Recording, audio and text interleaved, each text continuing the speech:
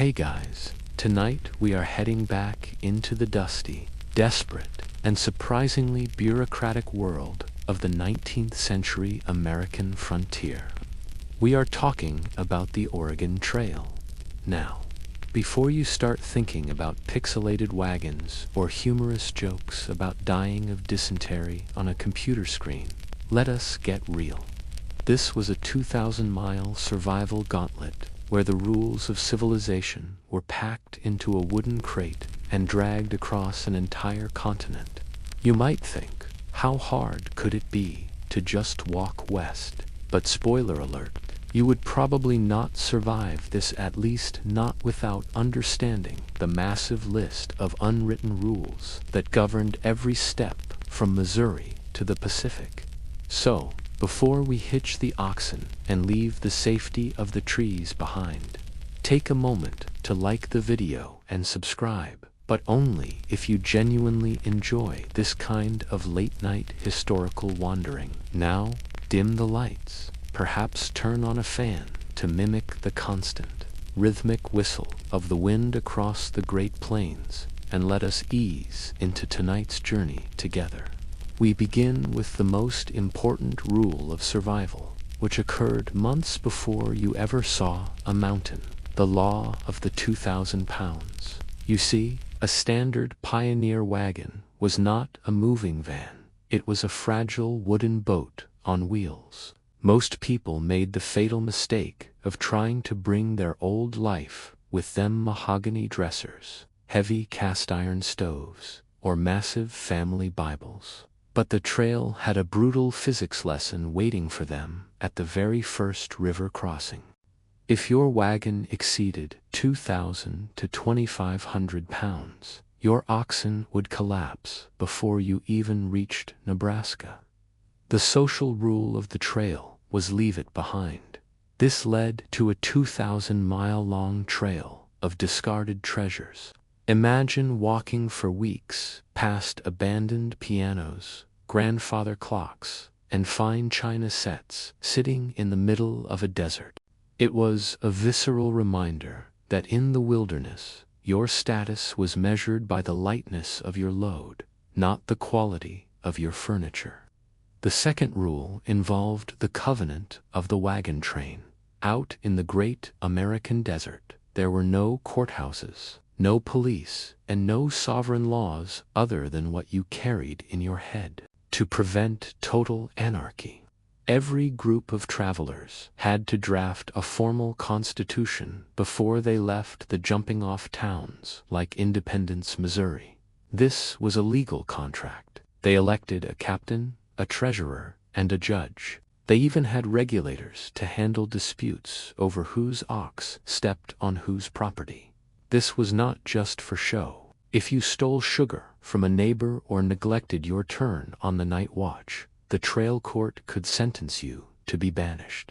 In the 1850s, being forced to walk 1,000 miles alone without the protection of the wagon circle at night was a death sentence. One of the most oddly specific social rules involved the etiquette of the buffalo chip. On the treeless plains of the Platte River Valley, there was absolutely no wood to burn for cooking fires. This meant the sophisticated pioneers from the East had to overcome their disgust very quickly. Collecting chips, which is a polite term for dried buffalo manure, became a daily chore, usually assigned to the women and children. There was actually a social hierarchy to this task. You did not just grab any dung. It had to be sun-dried and cured so that it was odorless and burned with a hot blue flame.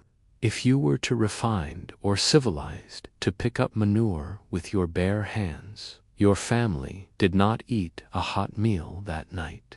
It was a brutal lesson in how quickly your social standing vanished when basic survival was on the line. Then there was the rule of the river crossing. This was perhaps the most dangerous part of the entire trip. When you arrived at a massive river, like the Kansas or the South Platte, you had to make a choice. Do you ford it by driving through, caulk the wagon with tar to turn it into a boat, or pay a ferryman who was likely an entrepreneur, overcharging you by 500%. The social rule here was safety in numbers. You never crossed a river alone. You waited for the entire train, chained the wagons together in a long line, and prayed the current did not flip your entire life upside down. One slip-up meant your 1,000 pounds of flour and bacon were at the bottom of a muddy river, and you were suddenly a charity case for the rest of the journey. Here is the quirky bit, the fashion of the frontier. Many women started the trail wearing heavy Victorian dresses with multiple petticoats and tight corsets. By the time they reached the Rocky Mountains, most had rebelled against the fashion laws of the East. They would hem their skirts 6 inches higher to avoid tripping in the mud, and some even secretly wore bloomers or men's trousers under their dresses. In the cities of the East, this was a massive scandal. On the trail, it was common sense. Breaking the dress code was a way to signal that you were a sourdough, a veteran who cared more about their shins and their safety than the opinions of people back home. Now, scholars love to argue over the violence versus boredom debate. If you watch old movies, you would think the Oregon Trail was one long, continuous battle. But historians point to the thousands of diaries left behind to show a different, more boring truth.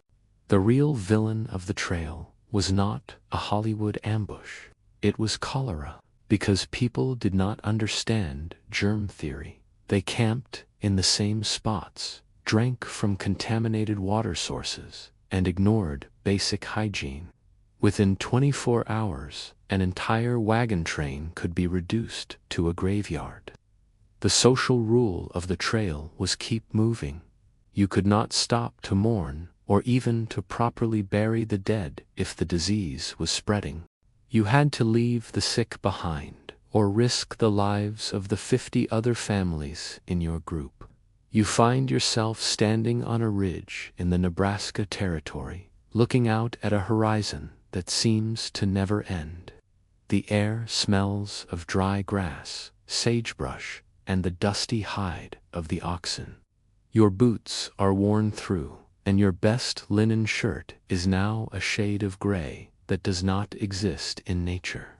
You watch a fellow traveler try to sneak a heavy mahogany chair back into his wagon after the captain ordered it dumped to save the animals. No words are exchanged, just a stern look from the group. The man sighs and leaves the chair by the side of the road, where it will sit until the wood rot takes it. You realize that out here, the only wealth that matters is what you can eat and how much water you have left in your barrel. So, as we settle into the first night of our journey west, remember that the Oregon Trail was a triumph of discipline over desire. It was not the fast or the brave who made it to the Willamette Valley. It was the people who were willing to dump their treasures in the mud and pick up buffalo chips without complaining. They proved that civilization is not about the things you own, but the rules you are willing to follow when everything else is stripped away. On the Oregon Trail, mortality was not a distant possibility. It was a daily passenger. Historians estimate that there are as many as 10 graves for every single mile of the trail. You might think that a funeral in the wilderness would be a long, drawn-out affair with a proper service and a stone monument. But spoiler alert, you would probably not survive this, at least, not without understanding the brutal, practical, and heart-wrenching rules of the trailside burial, where the greatest act of love you could perform for the deceased was to make sure their body was completely erased from the earth. The most disturbing social rule of the journey, the law of the hidden grave. In the civilized East, a grave was meant to be seen. It was marked with a headstone so that people could visit and remember. On the Oregon Trail, a headstone was a death sentence for the body beneath it. The plains were home to thousands of hungry wolves and scavengers that had learned to follow the wagon trains, knowing that death followed the white canvas. Even more concerning to the pioneers was the fear of grave robbing or the desecration of the site by those looking for clothes or supplies. The social rule, therefore, was to hide the grave at all costs. Often, the family would dig the hole directly in the middle of the trail itself. After the body was lowered and covered, the entire wagon train, dozens of heavy wagons and hundreds of head of cattle would be driven directly over the site. This packed the earth down until it was as hard as stone and completely indistinguishable from the rest of the road. It was a brutal necessity that allowed the living to protect the dead by trampling them into the dust. The second rule involved the efficiency of the funeral. Time was the most precious resource on the trail. If you arrived at the mountain passes too late in the year, the snow would trap your family and kill everyone. Because of this, the wagon train could not stop for grief. If a person died in the morning, they were often in the ground by noon. The social protocol was the short service. A passage of scripture was read. A few words were spoken, and then the march resumed. There was no time for a wake, and there was certainly no time for a coffin. Wood was too scarce and too heavy to carry for a just-in-case scenario. Most victims were wrapped in their favorite quilt or a simple piece of canvas. The quilt, which might have been a wedding gift or a family heirloom, became the final barrier between the person and the cold, alkaline soil of the West. One of the most heartbreaking social rules was the prohibition of mourning clothes. Back in the cities, Victorian society had strict rules about mourning crepe. Widows were expected to wear black for at least 2 years. On the trail, however, black fabric was a luxury no one could afford to carry. More importantly, wearing black was seen as a morale killer for the rest of the group. If everyone who lost a loved one wore black, the wagon train would look like a funeral procession, which would drain the hope of the survivors. The social rule was to keep working. You were expected to dry your eyes, put your sunbonnet back on, and continue walking the 15 to 20 miles required for that day. Your grief was a private burden that you carried while performing the public duty of survival. Then there was the rule of the abandoned sick. This is the part of the trail that people do not like to talk about. When cholera or mountain fever struck, it moved with terrifying speed. If a member of the wagon train became too sick to move, and the rest of the group was at risk of infection or of missing the weather window for the mountains, a terrible social calculation had to be made. Sometimes a single family member would stay behind in a small tent with the dying person, while the rest of the wagons moved on. This was known as the lonely vigil. If the sick person died, the survivor would bury them alone and then try to catch up to the train on foot. If the survivor did not reappear within a few days, the group assumed both were lost. It was a cold, mathematical approach to life that favored the survival of the many over the comfort of the one. Here is the quirky bit, the message in the bone. Because graves were hidden, the pioneers developed a dark communication system to warn those behind them about hazards or to leave messages for loved ones. They used the sun-bleached skulls of buffalo that littered the plains. These skulls acted as the bulletin boards of the Oregon Trail. A traveler would use a piece of charcoal or lead to write a message on the forehead of a skull and place it by the side of the road. Mary died here, June 14th, or avoid the water, 3 miles ahead. It is a haunting image, a trail lined with the white bones of animals, each one carrying the handwriting of a person who was just trying to leave a trace of their existence in a landscape that wanted to swallow them whole. Now, scholars love to argue over the true cause of death debate. While the Oregon Trail is famous for its accidents, modern forensic historians argue that the majority of deaths were actually caused by poor decision-making and trail fatigue. People would get exhausted, lose their focus, and fall under a moving wagon wheel, the 19th century version of a slow-motion traffic accident. Others would accidentally shoot themselves while cleaning their rifles or drown in 6 inches of water because they were too weak to stand up. The boring but vital truth is that the trail was not a war zone. It was a marathon of attrition where the smallest mistake, combined with a lack of sleep and poor nutrition, was what actually filled the hidden graves. You find yourself standing at the edge of the trail just as the sun begins to dip below the horizon. The air is cool now, smelling of sage and wood smoke. You are looking at a patch of dirt that looks exactly like every other patch of dirt you have seen for the last 500 miles.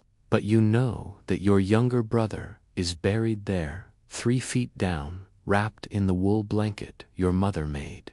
You hear the captain shout for the oxen to be yoked. You look at the heavy iron tires of the lead wagon as they begin to roll over the very spot where you stood. You do not scream. You do not stop the wagon. You simply pick up your walking stick and fall into line, feeling the vibration of the wheels through the soles of your boots. You realize that out here, the road is built on the people who could not finish it. So, as we settle into the silence of the prairie night, remember that the Oregon Trail was a journey where the living and the dead occupied the same narrow strip of earth. It was a place where rest was a luxury and memory was a weight that had to be managed. They proved that the strongest monument you can build for someone is not made of stone or bronze, but of the miles you are willing to walk to finish the dream they started. Once you have managed to navigate the somber realities of the trailside grave, your focus inevitably shifts back to the most persistent and demanding requirement of the journey: the struggle for daily calories. You might imagine that a pioneer meal was a hearty affair of fresh game and rustic stews, but the reality was a repetitive, gritty, and often disgusting battle against chemistry and physics. In the world of the Oregon Trail, the kitchen was not a room. It was a mobile laboratory of desperation where the social rules of dining were dictated by the amount of dust in the air and the dwindling supply of clean water. You would probably not survive this, at least not without mastering the etiquette of the dust crust and the specialized science of hardtack preservation. The primary social rule of the trailside kitchen was the law of the dirty hand. In a world where water was often miles away and carried in a single heavy barrel, washing your hands before a meal was considered an unnecessary luxury. The pioneers lived in a state of permanent grime. Dust from the wagons ahead settled into every pore, and the smoke from the buffalo chip fires coated everything in a layer of acrid soot. The social protocol was simple. You ate what was given to you, regardless of the dirt. To complain about hair, grit, or insects in your food was seen as a sign of weakness. You were expected to develop a trail stomach, which meant accepting that every bite of bread would have a distinct crunch of Nebraska topsoil. If you were too fastidious to eat in these conditions, you would simply starve before you reached the first fort. The second rule involved the science of hardtack. This was the bread that fueled the West. It was essentially a thick cracker made of flour, water, and salt, baked until it was as hard as a kill-fired brick. Hardtack was designed to last for years, but the trade-off was that it was nearly impossible to eat in its natural state. The social rule was that you never bit directly into a piece of hardtack unless you wanted to leave your teeth behind in the dirt. Instead, there was a ritual of preparation. You would soak the biscuit in coffee or grease for 20 minutes to soften the center. If you were lucky, you might fry it in salt pork fata dish the pioneers called skilly-gally. If your hardtack was infested with weevils, which it almost always was, the social rule was to simply drop the biscuit into your hot coffee and wait for the bugs to float to the surface so you could skim them off. It was a pragmatic approach to protein that would make a modern diner faint. One of the most vital social rules was the distribution of the bacon. Salt pork and bacon were the primary sources of fat and energy on the trail. However, because meat was heavy and prone to spoiling in the summer heat, it was rationed with military precision. The social rule was that the grease was as valuable as the meat. When a piece of bacon was fried, every drop of rendered fat was saved in a tin. This grease was used to flavor beans, to soften bread, and even to protect the leather of your boots. If a member of the family was seen wasting fat or pouring it out on the ground, it was considered a social crime. The grease was the fuel that kept your body moving through 15 miles of mud. In many wagon trains, the person in charge of the grease tin held more social power than the person in charge of the gold. Because you cannot eat gold when your body is failing from a lack of fat. Then there was the rule of the foraged supplement. While the wagons carried flour, beans, and bacon, these staples lacked the vitamins necessary to prevent scurivity. The social rule was that everyone was a gatherer. Whenever the wagon train slowed down for a steep climb, the women and children would fan out to the sides of the trail to look for wild onions, berries, or lamb's quarters, a type of wild spinach. If you found a patch of wild fruit, the social etiquette was to share the location with the rest of the train. Hoarding a vitamin source was seen as a betrayal of the group's collective health. However, this rule came with a dangerous caveat. You had to know what you were picking. Many pioneers died because they mistook water hemlock for wild parsnips. The trailside kitchen was a place where a small botanical mistake could turn a family dinner into a mass funeral. Here is the quirky bit: the butter in the bucket. The pioneers were nothing if not efficient, and they found a way to use the constant vibration of the wagon to their advantage. The social rule for a family with a cow was churning by motion. Every morning, a container of fresh cream would be hung from the bottom of the wagon. As the wagon bounced and jolted over the rocks and ruts of the trail for 10 hours, the cream would be agitated into butter. By the time the group made camp in the evening, the family would have a fresh lump of butter ready for their biscuits. It was a mechanical miracle of the frontier way to turn the very thing that was destroying your wagon into a culinary luxury. Now, scholars love to argue over the game versus staples debate. Popular history suggests that the pioneers lived on buffalo, meat, and venison. But modern analysis of trail diaries shows that for many travelers, hunting was a failure. Most pioneers were city dwellers who were terrible shots, and the constant noise of the wagon train scared the game away for miles in every direction. The boring but vital truth is that the Oregon Trail was powered by the humble, dried bean.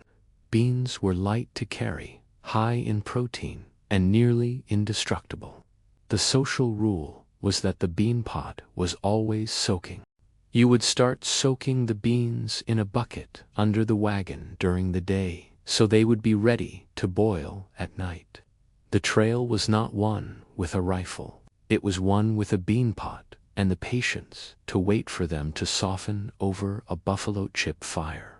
You find yourself sitting on a collapsed crate as the blue smoke of the evening fire drifts into your eyes. You hold a tin plate containing a scoop of gray beans and a piece of fried salt pork that is mostly hair and salt. You look at your coffee and see a thin film of dust floating on the surface. You do not reach for a spoon to clean it. You simply blow the dust to one side and take a long, hot swallow. You look at the person sitting across from you. Their face is so covered in soot and sun-scald. They hand you a piece of skilly-gally, and you accept it with a nod. You realize that out here, a good meal is not about flavor. It is about the cold calculation of calories. You eat because you must, and you do not complain because there is no one who would listen. So, as we settle into the sound of the imaginary bean pot bubbling over the coals, remember that the Oregon Trail was a journey of the gut as much as it was a journey of the spirit. It was a place where refined tastes were a liability and where the ability to swallow grit was a prerequisite for success. They proved that a human being can survive on almost anything as long as they have the discipline to keep the fire burning and the grease tin full. Once the bean pot has been scraped clean and the fire has died down to a faint orange glow, the wagon train enters its most vulnerable state. In the vast, open silence of the high plains, the darkness is not just an absence of light. It is a physical weight that presses against the canvas of the wagons. You might imagine that nighttime was a period of peaceful rest, a chance to recover from the grueling 15-mile walk of the day.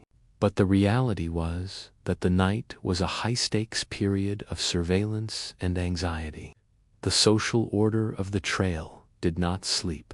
You would probably not survive this, at least, not without understanding the rigid, unforgiving etiquette of the night watch, a duty where a single moment of drowsiness was considered a betrayal of every man, woman, and child in the camp. The primary social rule of the night was the law of the wagon circle. Every evening, the captain would signal for the wagons to form a corral. This was not just for protection against potential hostiles, but to create a secure enclosure for the livestock. The social protocol was that the wagons had to be interlocked, the tongue of one wagon tucked under the rear wheels of the one in front of it. This created a solid wooden wall. If you were the person responsible for a gap in the circle, you were the person responsible for the potential loss of the group's only means of transportation. The livestock were kept inside the circle or tethered nearby, and the social expectation was that every able-bodied man over the age of 16 would take his turn standing guard. This was not a suggestion. It was a requirement of your covenant. If you refused to stand watch, you were essentially announcing that you did not value the lives of your neighbors, and the social consequences were immediate and severe. The second rule involved the etiquette of the watch shift. The night was typically divided into 3 shifts: the first watch from sunset until 10, the middle watch until 2 in the morning, and the dawn watch until sunrise. The social rule was that you never, under any circumstances, woke your replacement late. Every minute you lingered over your duty was a minute of sleep stolen from a person who had to walk 20 miles the next day. However, waking someone too early was also an insult. There was a precision to the transition that required a silent, respectful hand on the shoulder. You did not shout. You did not use a lantern that might ruin their night vision. You simply passed the watchword, a secret password chosen by the captain, and slipped back to your bed under the wagon. To forget the watchword was to risk being shot by your own nervous neighbor. One of the most terrifying social rules was the prohibition of firelight. Once the curfew was called, all cooking fires had to be smothered. The social rule was that the guards stood in total darkness. If you lit a pipe or a small candle while on watch, you were creating a target. Your eyes had to be adjusted to the starlight so that you could see the silhouette of a moving wolf or a stray ox. The silence was also strictly enforced. The social protocol was listen to the livestock. The cattle and horses were the best alarm system the pioneers had. If the oxen suddenly stopped chewing, or if a horse snorted in a specific way, the guard knew something was moving in the tall grass. You were taught to trust the ears of the animals more than your own eyes. If a guard sounded a false alarm because they were jumpy, they were mocked. But if they failed to sound an alarm when the cattle were restless, they were seen as a liability to the entire expedition. Then there was the rule of the sentinel's walk. You did not just stand still. You paced a specific beat outside the circle of wagons. The social rule was that you always walked in the opposite direction of the guard next to you, so that you would pass each other at the halfway point. This was a psychological trick as much as a tactical one. It ensured that no guard felt truly alone in the crushing darkness of the prairie. When you passed your fellow sentinel, you would offer a low, whispered greeting, often just a 12:30, and all is quiet. This constant human contact was the only thing that kept men from hallucinating in the shadows. The Great Plains were famous for prairie madness, a condition brought on by the endless wind and the lack of visual landmarks. On a moonless night, a bush could look like a bear, and the sound of the wind through the sagebrush could sound like a human whisper. The social rule was to stay grounded in the rhythm of the walk. Here is the quirky bit, the sleeping in boots mandate. The social expectation for the men on the trail was that they were never truly off duty. You did not undress for bed. You slept in your trousers, your shirt, and your heavy leather boots. The social rule was that you had to be ready to stand and fight or move the wagons in less than 60 seconds. If an alarm was raised, whether for a storm, a stampede, or a raid, there was no time to look for your shoes. This led to a state of permanent physical discomfort and skin irritation that we cannot imagine today. The sourdough veterans would laugh at the greenhorns who tried to change into night clothes. To be prepared was the highest social virtue. To be comfortable was a sign that you did not understand the danger you were in. Now, scholars love to argue over the perception of threat debate. For decades, the rules of the night watch were framed as a defense against hostile indigenous tribes. However, modern historians who have analyzed thousands of trail diaries point out that actual raids were incredibly rare. The boring but vital truth is that the night watch was mostly about preventing stampedes. A sudden crack of thunder or a hungry wolf could spook a 1,000-pound ox. If the oxen ran, the wagons stayed still, and if the wagons stayed still, the family died. The guards were not soldiers. They were livestock managers standing in the dark. The social rules of the watch were designed to keep the animals calm, because the animals were the only thing between the pioneers and a slow death by starvation in the desert. You find yourself standing 50 yards from the wagon circle, the cold wind of the Wyoming plateau biting through your wool coat. The only sound is the rhythmic clack-clack of the oxen's teeth as they chew the dry grass. You look back at the wagons, they look like white ghosts in the starlight. You feel a sudden surge of loneliness, a realization that you are the only thing standing between your sleeping children and the infinite, indifferent wilderness.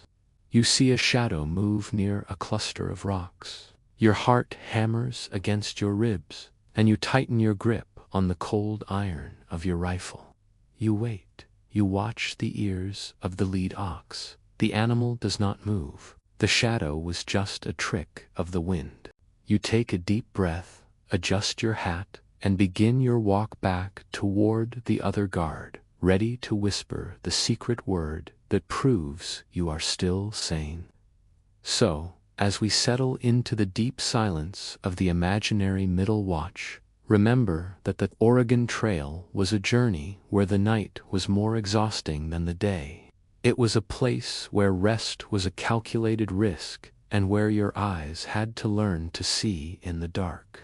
They proved that the safety of a community is built on the tired shoulders of the person who stays awake while everyone else dreams of the green valleys of the West. As the sun rises over the horizon and the night watch ends, the wagon train begins to encounter the few outposts of human interaction that existed in the vastness of the interior. You might imagine that the wilderness was a lonely vacuum, but the Oregon Trail was actually a bustling corridor of commerce, a winding road where different cultures and desperate people collided in a marketplace of necessity. Whether you were pulling into the high stone walls of Fort Laramie or encountering a group of Shoshone travelers on the plains, there was a complex, unwritten set of protocols you had to follow. You would probably not survive this, at least, not without understanding the delicate social etiquette of the trailside trade, where a single misunderstanding could cost you your livestock, your reputation, or your life. The primary social rule of interaction was the law of the fair exchange. In the East, money was the language of trade, but on the trail, paper currency was often seen as useless green scraps of wood pulp. If you walked into a frontier fort hoping to buy supplies with a banknote from Ohio, the trader would likely laugh in your face. The social protocol was barter or bust. The most valuable currencies were things that could be used immediately: gunpowder, lead, tobacco, and coffee. If you were low on flour, you did not offer coins. You offered a spare set of wagon bows or a decorative clock you had been hauling for 600 miles. The social expectation was that both parties would grumble about the deal while secretly knowing it was a fair swap. If you tried to swindle a mountain man or a local trader, word would travel down the trail faster than your wagons. You would find yourself blacklisted, unable to buy even a single nail at the next outpost. The second rule involved the etiquette of the gift versus the trade.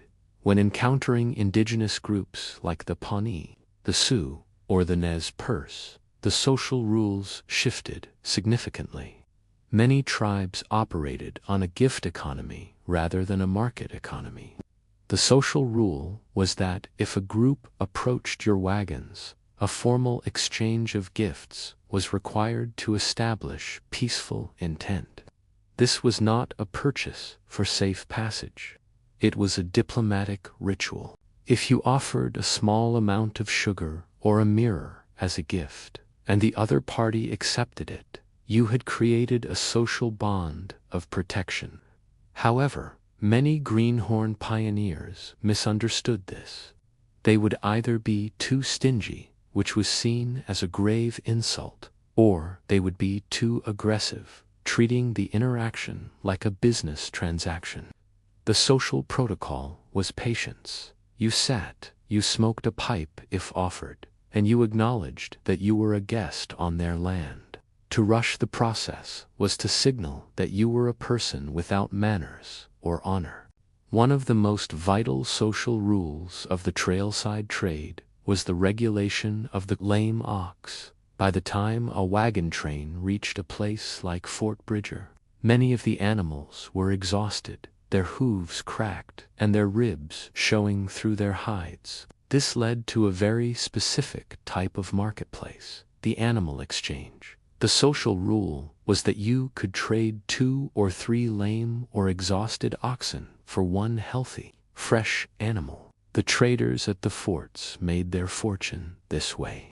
They would take your tired animals, let them graze and recover for 3 months, and then trade them back to the next group of pioneers for a profit. The social etiquette for the pioneer was buyer beware.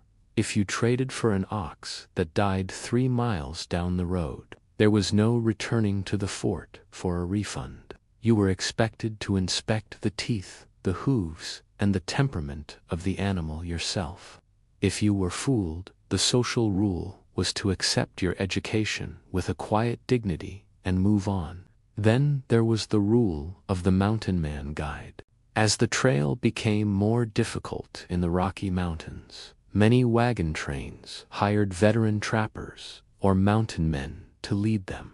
These men lived by a social code that was entirely different from the Victorian values of the pioneers. The social rule was, the guide's word is law. If the guide told you to dump your favorite trunk to clear a pass, you did it without question. If the guide told you to camp in a specific swamp because it was safer than the open ridge, you obeyed.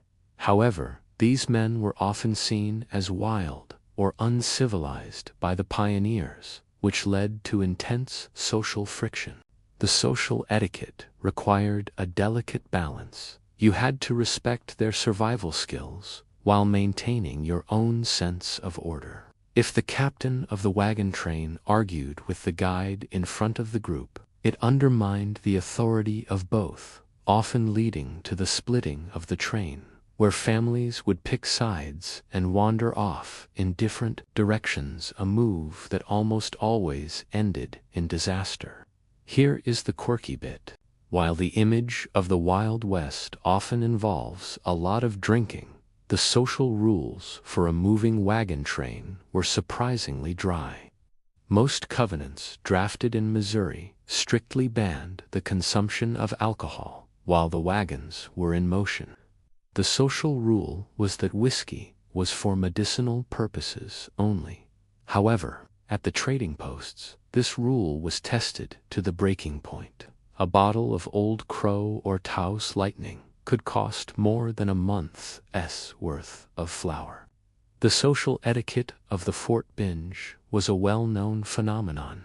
Once the wagons were safely inside the walls, the men would often break their own rules for a single night of celebration. The boring but vital truth is that the leaders of the train would often look the other way as long as everyone was sober and ready to yoke the oxen by 4 a.m. the next morning. If you were still hungover when the bell rang, you might find your belongings dumped on the grass and your wagon left behind. Now, scholars love to argue over the hostility versus cooperation debate. For a century, the social rules of the trail were depicted as a constant state of war between pioneers and indigenous people. However, modern historians have re-examined the records and discovered that the vast majority of interactions were actually based on trade and mutual aid. Indigenous people often acted as ferrymen, guides, and providers of fresh meat or salmon. The social rules were not about fighting, they were about navigation. The boring truth is that the pioneers were far more likely to die from drowning or disease than from a conflict with a tribe. The real social drama was the toll, as more pioneers moved west. Some tribes began charging a tax or a toll for crossing their bridges or using their grass. The pioneers, who felt they had a manifest destiny to the land, often found these rules infuriating. This clash of social expectations, the right of the landowner versus the right of the traveler, was the true source of tension on the trail. You find yourself standing in the dusty courtyard of Fort Hall. The air is thick with the smell of wet leather, wood smoke, and the pungent scent of unwashed bodies. You hold a small tin box containing your grandmother's silver spoons, the last wealth you have. Across from you sits a trader with a beard that reaches his chest and eyes that have seen the Pacific and the Atlantic. He offers you 2 sacks of flour and a half-gallon of lamp oil. You know the spoons are worth more, but you also know that your children cannot eat silver. You look at the flour, then at the trader. He gives a slow, deliberate nod. You hand over the box. No papers are signed. No receipts are given. You simply carry the flour back to your wagon, feeling the weight of the silver you lost and the life you just bought.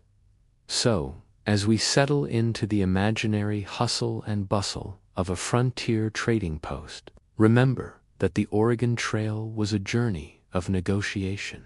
It was a place where fairness was a moving target and where your survival depended on your ability to talk as much as your ability to walk. They proved that even in the middle of a wilderness, humans will find a way to build a market.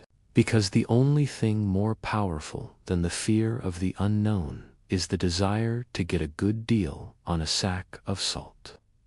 Once the wagons move past the bustling trade of the forts and deep into the alkaline deserts of the interior, the glamour of the grand adventure is replaced by the relentless, grinding reality of filth.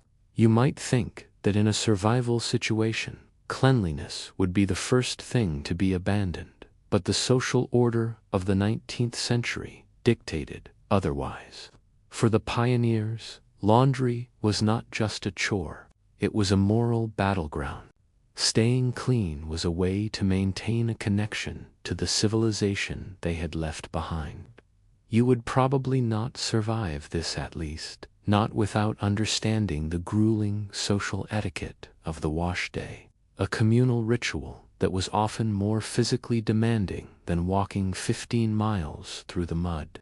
The primary social rule of the trailside laundry was the law of the layover day. Because the wagons had to move every single day to stay ahead of the winter snows, laundry could not be done on the march. Instead, the captain would designate a layover day, usually every 2 weeks, provided the wagon train had reached a source of fresh, running water.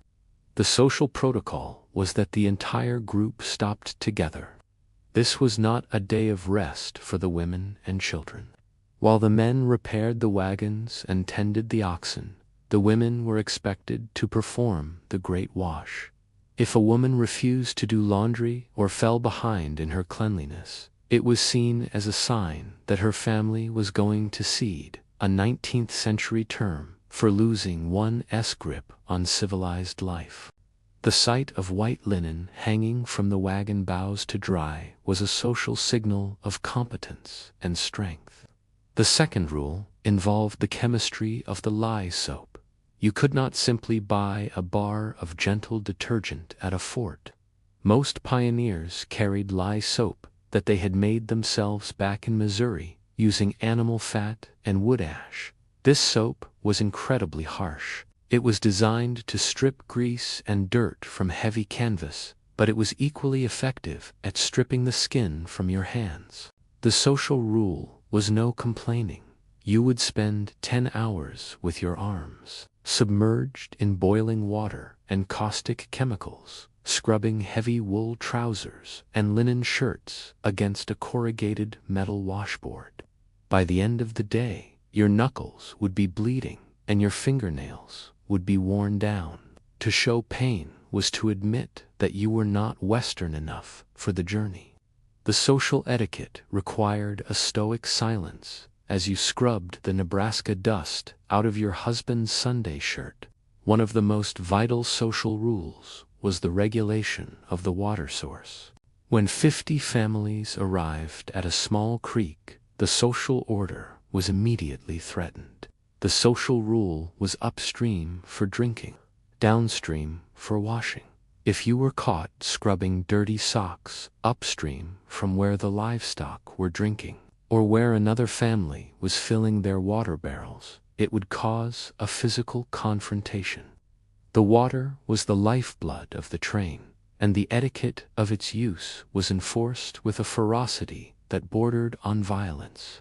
Furthermore, the soapsuds, which were full of lichid, killed the grass if dumped in the wrong place. You were expected to dump your wastewater far away from the grazing areas. To ignore these water laws was to mark yourself as a person who was a danger to the group's survival. Then there was the rule of the public-private. Because there were no trees on the plains and very little privacy, laundry was a highly visible activity. However, the social rules of Victorian modesty still applied. The social etiquette was eyes forward. Even though women were washing undergarments and intimate apparel in a public stream, the men were expected to act as if they were invisible. You did not comment on the laundry, you did not look at the drying lines, and you certainly did not make jokes. There was a silent mutual agreement to maintain the illusion of privacy in an environment where privacy was physically impossible. If a man broke this rule, he was seen as a cad or a ruffian, and he might find himself facing the trail judge for disorderly conduct. Here is the quirky bit: the wagon as a drying rack. Since the wagon train had to move again the very next morning, the laundry was often still damp when it was time to yoke the oxen. The social solution was to turn the wagon itself into a mobile clothesline. The social rule was that you draped your wet clothes over the bonnet or the wooden bows of the wagon. As you rolled through the dust of the trail, your clean clothes acted as a giant filter for the dirt kicked up by the wheels. By the time you reached the evening camp, your clean clothes were often covered in a fresh layer of gray grit. It was a cycle of futility that defined the pioneer experience. You worked 10 hours to clean the fabric, only to have the environment reclaim it in 60 minutes. Now, scholars love to argue over the health versus tradition debate. Some historians argue that the obsession with laundry was actually a survival mechanism. By boiling the clothes and using harsh lye soap, the pioneers were unintentionally killing the lice and bacteria that carried diseases like typhus and relapsing fever. Even though they did not understand germ theory, their civilized habit of washing was a biological shield. Other historians suggest it was purely psychological, a way to ward off the wilderness madness by clinging to a routine. The boring but vital truth is that the trail was won by the people who maintained their standards. If you stopped washing your clothes, you usually stopped caring about your oxen. And if you stopped caring about your oxen, you were as good as dead. You find yourself standing by a bend in the river, the sun burning the back of your neck. Your hands are red and swollen from the lye, and your back feels as if it might snap from the hours of bending over the wooden tub. You look at the pile of wet wool in front of you, the trousers your husband wore through 3 river crossings and 2 weeks of dust. You plunge them back into the boiling water, the steam rising into your face with the smell of wet sheep and sulfur. You look across the water at another woman doing the exact same thing. She catches your eye and gives a tired, knowing nod. No words are exchanged. You simply go back to the board, scrubbing with a rhythmic shir sound that matches the heartbeat of the trail. You realize that out here, the fight against the dirt is the only way you know you are still a human being. So, as we settle into the imaginary steam and soap of a prairie wash day, remember that the Oregon Trail was a journey of maintenance. It was a place where the smallest act of order was a victory over the infinite chaos of the wild. They proved that a person can endure almost anything as long as they have a clean shirt to wear. When they finally reach the end of the road, once the clothes have been scrubbed and the wagons have been greased during the layover, the pioneer heart inevitably turned toward the spiritual and the communal. In the 19th century, the concept of the Sabbath was not merely a religious suggestion. It was a cornerstone of the American social structure. However, on a journey where every lost hour could mean the difference between crossing the mountains and freezing in a blizzard, the Sabbath became a point of intense legal and social friction. You might think that a day of rest would be a welcome relief, but the reality was a complicated struggle between divine law and the laws of survival. You would probably not survive this, at least not without understanding the rigid etiquette of the Trailside Sunday, where the decision to keep the wagon wheels turning or to leave them stationary was a social statement that could split a wagon train in two. The primary social rule of the Trailside Sunday was the law of the Sabbath break. Back in the settled states, Sunday was a day of absolute stillness.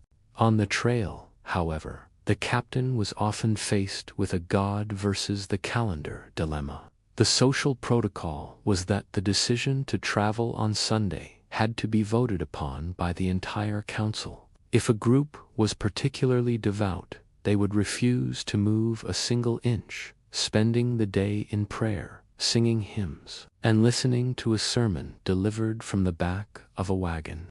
But if the grass was thin or a storm was brewing, the captain might order the yoking of the oxen. The social consequence was a deep rift. Families who believed that traveling on the Sabbath was a sin would often refuse to follow, breaking away from the main group to form their own Sunday-observing train. This was a dangerous social move, as smaller groups were much more vulnerable to the hazards of the wilderness. The second rule involved the etiquette of the Sabbath dress.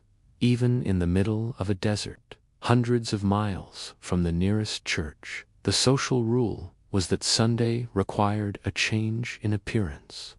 Many pioneers carried a Sunday best outfit, a clean linen shirt, a silk ribbon, or a black coat tucked away in a trunk at the bottom of the wagon. The social protocol was that you took the time to wash your face and comb your hair, even if you were exhausted. This was a psychological defense mechanism. By dressing for church, the pioneers were reminding themselves that they were still civilized people with a moral code. If a man was seen wearing his filthy, grease-stained work clothes during a Sunday service, it was seen as a sign of spiritual decay. You were expected to look like a member of a congregation, even if your pews were made of sagebrush and your cathedral was the open sky. One of the most vital social rules was the regulation of Sunday labor. Even for those who agreed to travel on the Sabbath, the social expectation was that unnecessary work was strictly prohibited. You could drive the oxen because that was a necessity of travel. But you could not hunt, you could not do laundry, and you could not repair your boots. This created a strange, quiet atmosphere on the trail. The social rule was that conversation should be edifying. People would walk alongside the wagons, discussing scripture or reading aloud from the few books they had brought, usually the Bible or Pilgrim's Progress. If a young man was caught whistling a popular, sinful tune or engaging in a game of cards on a Sunday afternoon, he would face the stern disapproval of the elders. The Sabbath was a bubble of Victorian morality that moved across the landscape, refusing to pop regardless of the heat or the dust.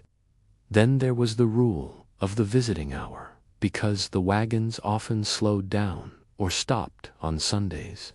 It was the only time for social interaction between different wagon trains. The social etiquette was the open gate.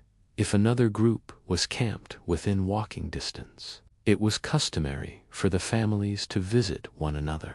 This was the 19th century version of social networking. You would exchange news about the trail ahead, share a small luxury like a tin of peaches, or carry messages for friends who were further back.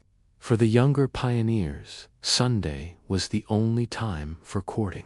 A young man might get permission to walk a mile with a girl from a neighboring wagon, provided they stayed within sight of her parents.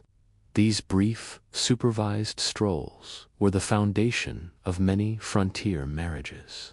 The social rule was decorum. You behaved as if you were in a parlor in Boston, even if your shoes were falling apart. Here is the quirky bit, the singing mandate. Music was a powerful social tool on the trail, but on Sundays, the playlist was strictly regulated. The social rule was that only sacred music could be performed. The sound of a fiddle or a banjo was generally discouraged unless it was being used to lead a hymn. The pioneers would gather in a circle and sing songs like Old Hundredth or Amazing Grace with a volume that could be heard for miles. The social purpose of this was twofold. It provided a sense of unity, and it signaled to any observers, whether indigenous people or other travelers, that this group was organized, moral, and unified. A singing train was seen as a strong train. If your group did not sing, it was a sign that morale was low and that the social bonds were fraying. Now, scholars love to argue over the secular versus sacred motivation. Some historians argue that the Sabbath break was less about religion and more about livestock management. An ox cannot walk 15 miles a day for 5 months without a day of rest. Its hooves will crack and its spirit will break. By framing the rest day as a religious requirement, the pioneers ensured that the animals got the recovery time they needed to survive the mountains. Other historians point out that the most successful wagon trains were often the most flexible ones. The boring but vital truth is that the rigid Sunday observers often arrived in Oregon later and in worse health than the groups that traveled every day but walked fewer miles per hour. The social rules of the Sabbath were a tug-of-war between the needs of the soul and the physics of the journey. You find yourself sitting on a flat rock near the Sweetwater River, the sun warm on your face. For the first time in 6 days, the constant creak groan of the wagon wheels has stopped. You are wearing your clean white collar, which feels stiff and strange against your sunburned neck. You listen to the voice of an old man standing on a barrel, his words about the promised land drifting over the heads of 40 families. You look at the oxen grazing nearby. They look as tired as you feel, their heads hanging low. You realize that this quiet hour is the only thing keeping you from forgetting who you used to be.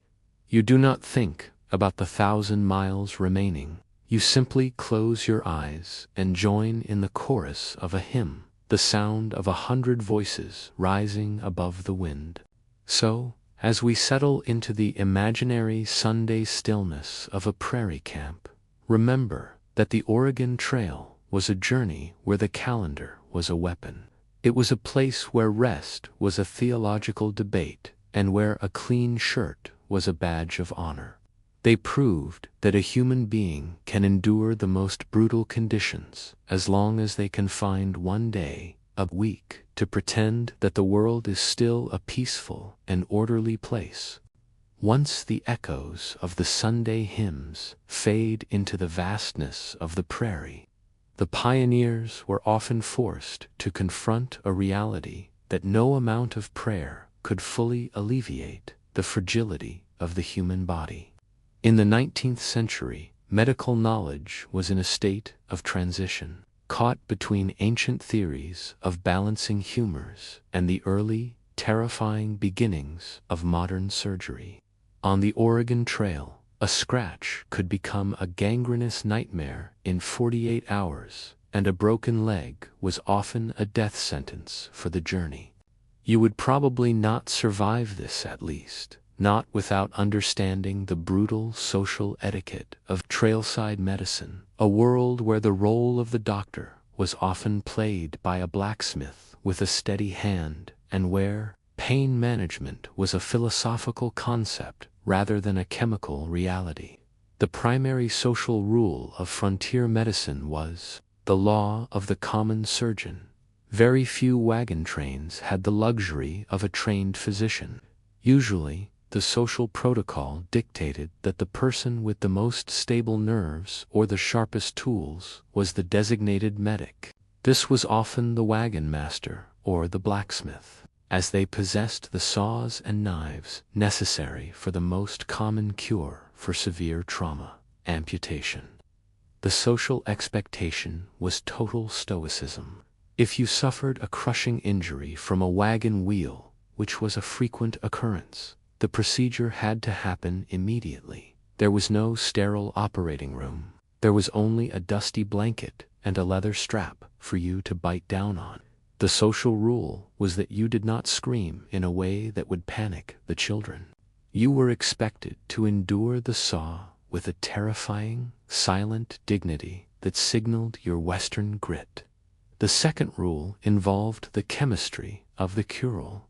Most families carried a medicine chest that would be considered a collection of poisons by modern standards. The social rule was strong medicine for strong people. The primary treatments were calomel, mercury-based purgative that often caused the patient's teeth to fall out, and laudanum, which was opium dissolved in alcohol. The social etiquette of dosing was imprecise.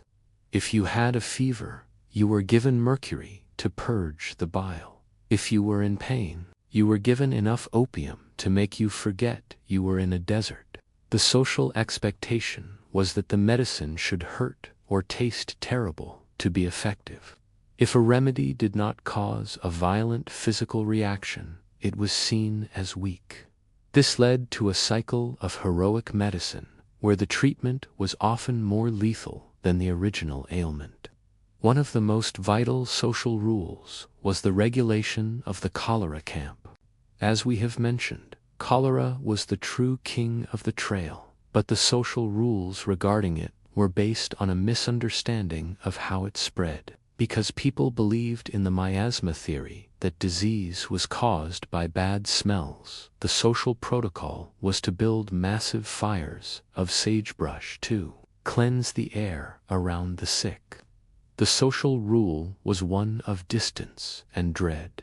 If a family was struck by the Blue Death, the rest of the wagon train would often move their camp a half-mile away. You were expected to provide for your own sick, but the communal bond of the wagon circle was temporarily severed.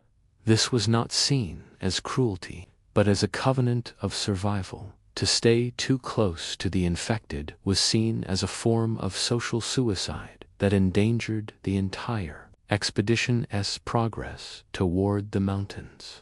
Then there was the rule of the alkaline burn. As the wagons moved into the high deserts of Wyoming and Idaho, the ground became covered in a white, caustic crust of alkali. This dust was a medical nightmare. It cracked the skin of the pioneers' feet and caused the hooves of the oxen to bleed. The social rule was the grease shield. You were expected to apply thick layers of animal fat or axle grease to your skin and the animal's legs every morning. If you were negligent and allowed your skin to be eaten by the desert, you became a burden to the group. The social etiquette of the trail dictated that you were responsible for your own waterproofing. A man who could not walk because of alkaline sores was seen as a man who had failed to respect the environment. and he would have to endure the agony of the wagon's jolting floor for weeks. Here is the quirky bit: the lead bullet anesthetic. We often hear the phrase, "bite the bullet," and on the Oregon Trail, this was a literal social requirement. During a painful procedure or a difficult birth in the back of a moving wagon, the patient was often given a soft lead bullet to clench between their teeth. The lead was soft enough to be bitten without breaking the teeth, but hard enough to provide a physical outlet for the agony. The social rule was that after the procedure, the bitten bullet was sometimes kept as a grim souvenir, a token of the moment you stared down death and did not blink. It was a badge of survival that carried more social weight in the camp than any Medal of Honor. Now, scholars love to argue over the folk medicine versus science debate. Many historians point out that the pioneers who survived were often the ones who listened to the grandmothers of the train rather than the doctors. The social rules of folk medicine involved using willow bark for headaches, which we now know contains the precursor to aspirin, and using cranberry or wild onion for scurvy, while the men of science were busy poisoning people with mercury. The women were often using botanical knowledge passed down through generations. The boring but vital truth is that the most effective medical rule on the trail was hydration. Yet because they did not understand that the water itself was the source of the cholera, the doctors would often forbid the sick from drinking, unintentionally killing them through dehydration in their attempt to dry out the disease.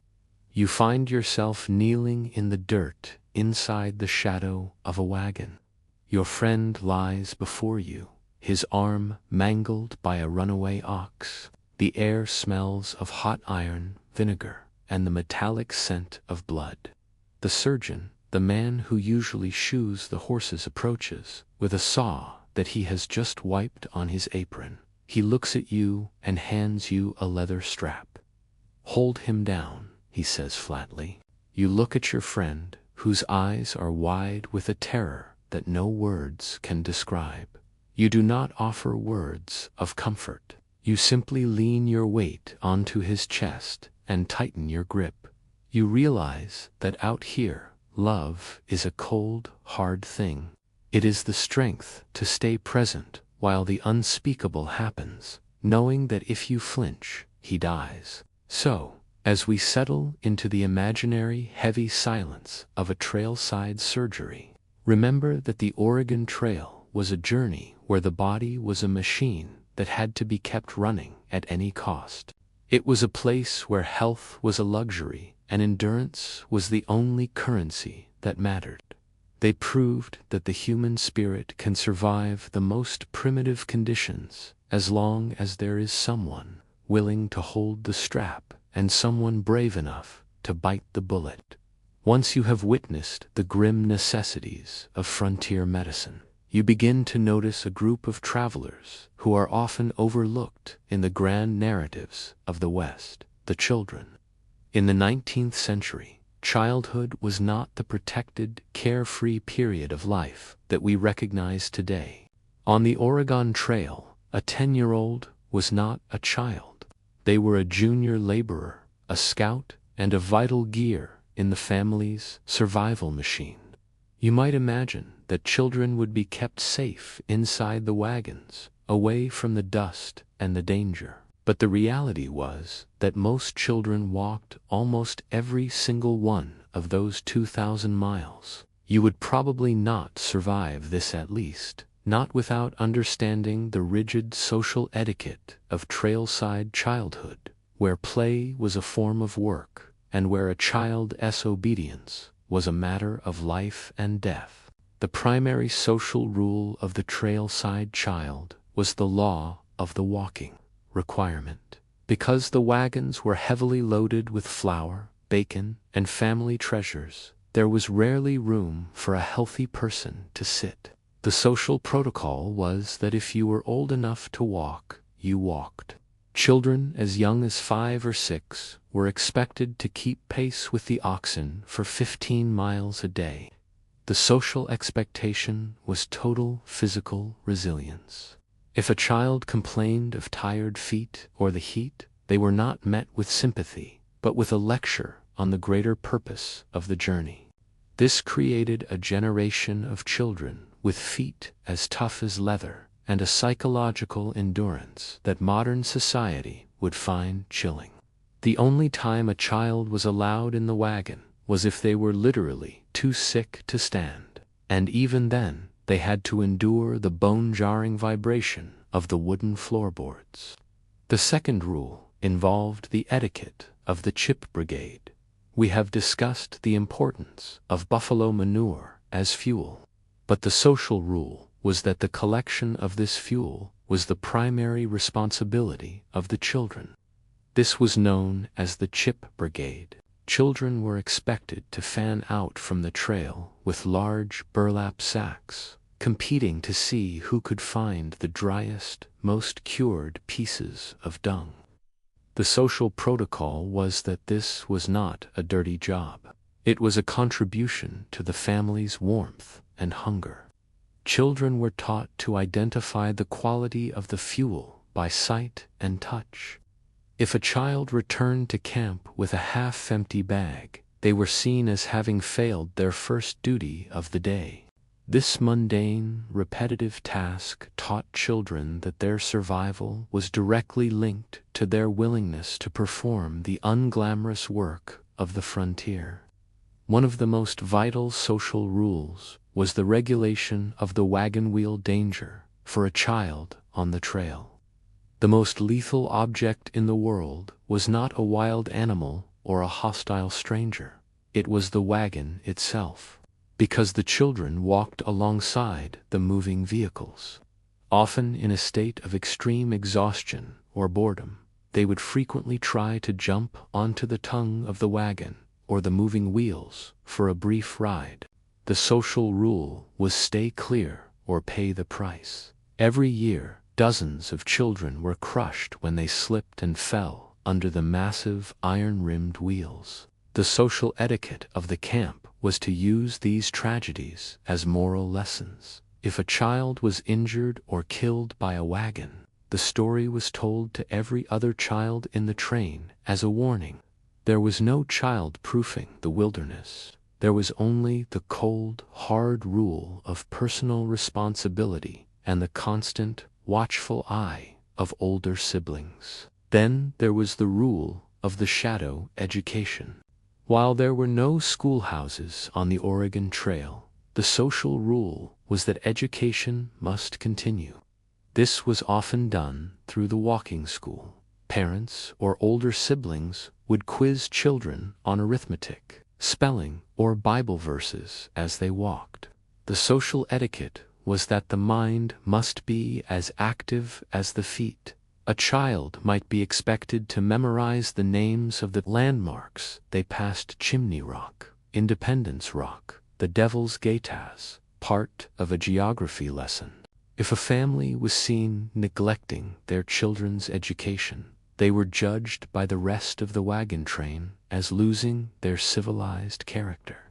The trail was a 2,000-mile classroom where the curriculum was focused on the practicalities of the landscape and the moral endurance of the spirit. Here is the quirky bit: the tiny hunter protocol.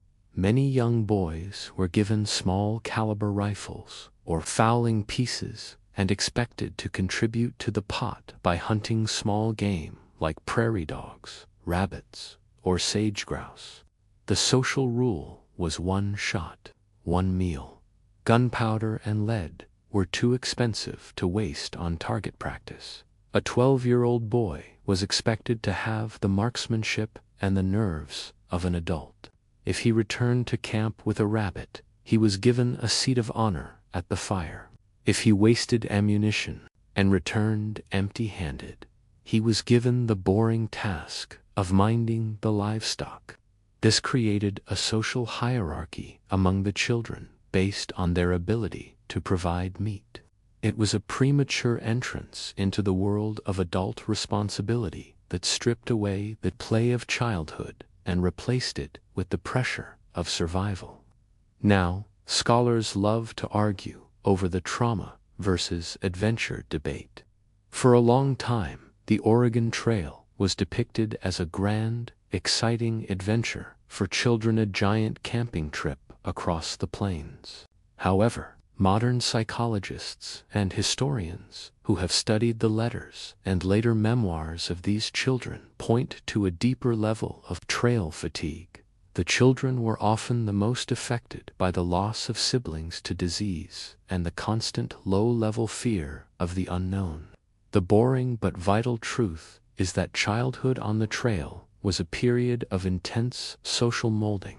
These children grew up to be the leaders of the new Western states, and their characters were defined by the rules of the trail. Work hard, do not complain, and always watch the wheels. They did not have the luxury of a childhood because the frontier required adults, regardless of their age. You find yourself walking in the deep, dusty ruts of the trail, your shins stinging from the heat of the sun.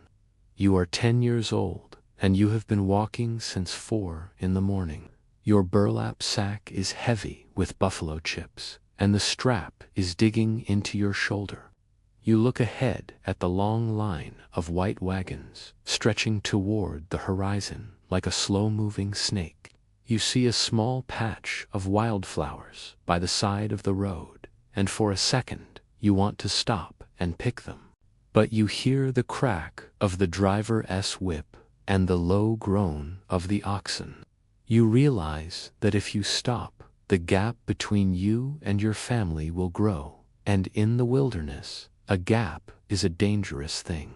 You do not pick the flowers. You simply adjust your sack and keep your eyes on the spinning wooden spokes of the wheel next to you. So, as we settle into the imaginary dusty footsteps of a trailside child, remember that the Oregon Trail was a journey where the small were expected to be strong. It was a place where play was a luxury and contribution was the only way to belong. They proved that a human being can adapt to almost anything, provided they are taught from a young age that the only way to reach the valley is to keep walking one step at a time until the mountains are behind them. Once you have understood the heavy expectations placed upon the children, you must look even lower to the hooves and the heartbeats that actually provided the locomotion for the entire dream. On the Oregon Trail, your relationship with your livestock was not one of companionship. It was a cold, high-stakes partnership with a biological machine. In the 19th century, animals were the primary technology of expansion, and, like any technology, they required a strict set of operating procedures. You would probably not survive this, at least, not without understanding the complex social etiquette of the trailside animal, where the health of an ox's hoof was more important than the comfort of its owner, and where the brief social standing of a dog was determined by its ability to stay out from under the wheels. The primary social rule of the trailside animal was the law of the oxen first. The oxen were the true protagonists of the Oregon Trail. These were not mere cattle. They were castrated bulls, trained to work until their hearts literally gave out. The social protocol was that the needs of the oxen always came before the needs of the humans. When the wagon train stopped for the night, the first task was not to pitch tents or cook food. It was to unyoke the teams and lead them to the best available grass. If you were caught eating your dinner while your team was still standing in the yokes, you would face the immediate and vocal scorn of the entire camp. The social expectation was that you would inspect every animal's feet for stones or cracks before you ever thought about taking off your own boots. An ox that could not walk was a family that could not move, and a family that could not move was a dead weight that the rest of the train would eventually be forced to abandon. Another rule involved the etiquette of the whip and the voice. Driving a team of 6 to 8 oxen was a specialized skill that required a specific social performance. The driver, or bullwhacker, did not sit on the wagon. He walked alongside the lead pair. The social rule was that you did not beat the animals into submission. An ox that is terrified will not pull effectively. It will simply panic and break the tongue of the wagon. Instead, the etiquette was a combination of rhythmic cracking of a long leather whip, often just above the animal's ears, to create a loud pop, and a constant stream of vocal commands, like haw for left and G for right. A good driver was judged by his vocabulary. If a man was seen whipping an animal until it bled, he was often pulled aside by the captain. Cruelty was seen as a sign of an amateur who did not understand the machine he was operating. The social goal was a steady, plodding 2 miles per hour, maintained by psychological pressure rather than physical trauma. One of the most vital social rules was the regulation of the stampede risk. In the open prairie, the greatest fear of the night was the stampede. A sudden flash of lightning or the smell of a nearby predator could cause hundreds of tired oxen to bolt in a blind panic. The social rule was quiet in the corral. Once the animals were secured for the night, any sudden noise or bright light near the livestock was a social offense. This is why the night watch used whispered passwords and soft footsteps. If your dog barked and triggered a stampede that destroyed 3 wagons and killed a dozen head of cattle, that dog and, potentially your family, would be held socially and financially responsible. This created a social pressure to domesticate the wild. Animals that were too nervous or too aggressive were often culled or traded away at the first opportunity. The trail required a temperament of absolute, stubborn calm. Then there was the rule of the trail dog. Many families brought a faithful hound from home, thinking it would be a guardian or a hunter. However, the social rule of the dog was stay out of the way. A dog on the trail was a liability unless it was highly disciplined. Every year, dogs were crushed by wagons or lost to the vastness of the plains because they chased a jackrabbit and could not find their way back to the moving line of white canvas. The social etiquette was that a good dog followed the wagon in silence and slept under the wheels at night. If your dog bit a neighbor's child or stole a piece of bacon from a communal pot, the social rule was swift and unsentimental. The dog was often disposed of. There was no room for pet culture when every pound of food was accounted for and every distraction was a danger. Here is the quirky bit, the bovine booty mandate. As the trail moved into the sharp, volcanic rocks of the Snake River Valley in Idaho, the oxen's hooves would wear down until they reached the quick, causing the animals to limp and eventually collapse. The social solution was a strange piece of frontier craft, the rawhide shoe. The social rule was that every driver had to be a cobbler for his cattle. You would take a piece of thick buffalo hide, soak it in water until it was soft, and then wrap it around the ox's hoof, lacing it tight with leather thongs. As the hide dried in the sun, it would shrink fit to the hoof, creating a booty that protected the animal from the rocks. A wagon train where the oxen were wearing shoes was a train that was managed by professionals. If you saw a man's oxen walking barefoot over the lava beds, you knew his family was not going to make it to Oregon. Now, scholars love to argue over the sentimentality versus utility debate. We like to think of the pioneers as having a deep bond with their animals, similar to how we view our pets today. However, Historians who have analyzed the diaries note a chilling shift in tone as the journey progressed. In the beginning, people often gave their oxen names like Buck and Bright, and spoke of them with affection. By the time they reached the Cascades, the entries became cold and mathematical. Lost one red ox today, yoked the cow in his place. The boring but vital truth is that the Oregon Trail was a process of emotional hardening. The animals were viewed as fuel. When an ox died, the social rule was not to mourn it, but to butcher it. If the meat was not too tough or diseased, the family would eat the very animal that had been pulling their house for 4 months. The trail proved that in the face of starvation, the line between friend and food is very thin indeed. You find yourself standing by your lead ox, Old Blue, in the middle of a dusty plain in Wyoming. The animal is standing with its head down, its sides heaving with the effort of the day's pull. You see a small trickle of blood coming from its front left hoof. You know that if that hoof splits, your journey is over. You do not pet the animal's nose or offer it a treat. Instead, you reach for your knife and the scrap of sun-dried rawhide. You kneel in the dirt, the smell of the animal's sweat and the dry sagebrush filling your lungs. You work quickly, lacing the hide around the hoof, while the ox stands perfectly still, as if it understands the stakes as well as you do. You realize that you do not love this animal, you are this animal. Your legs are its legs. Your breath is its breath.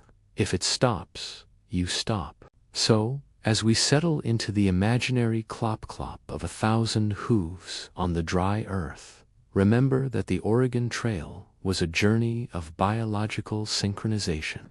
It was a place where the human spirit was yoked to the bovine body.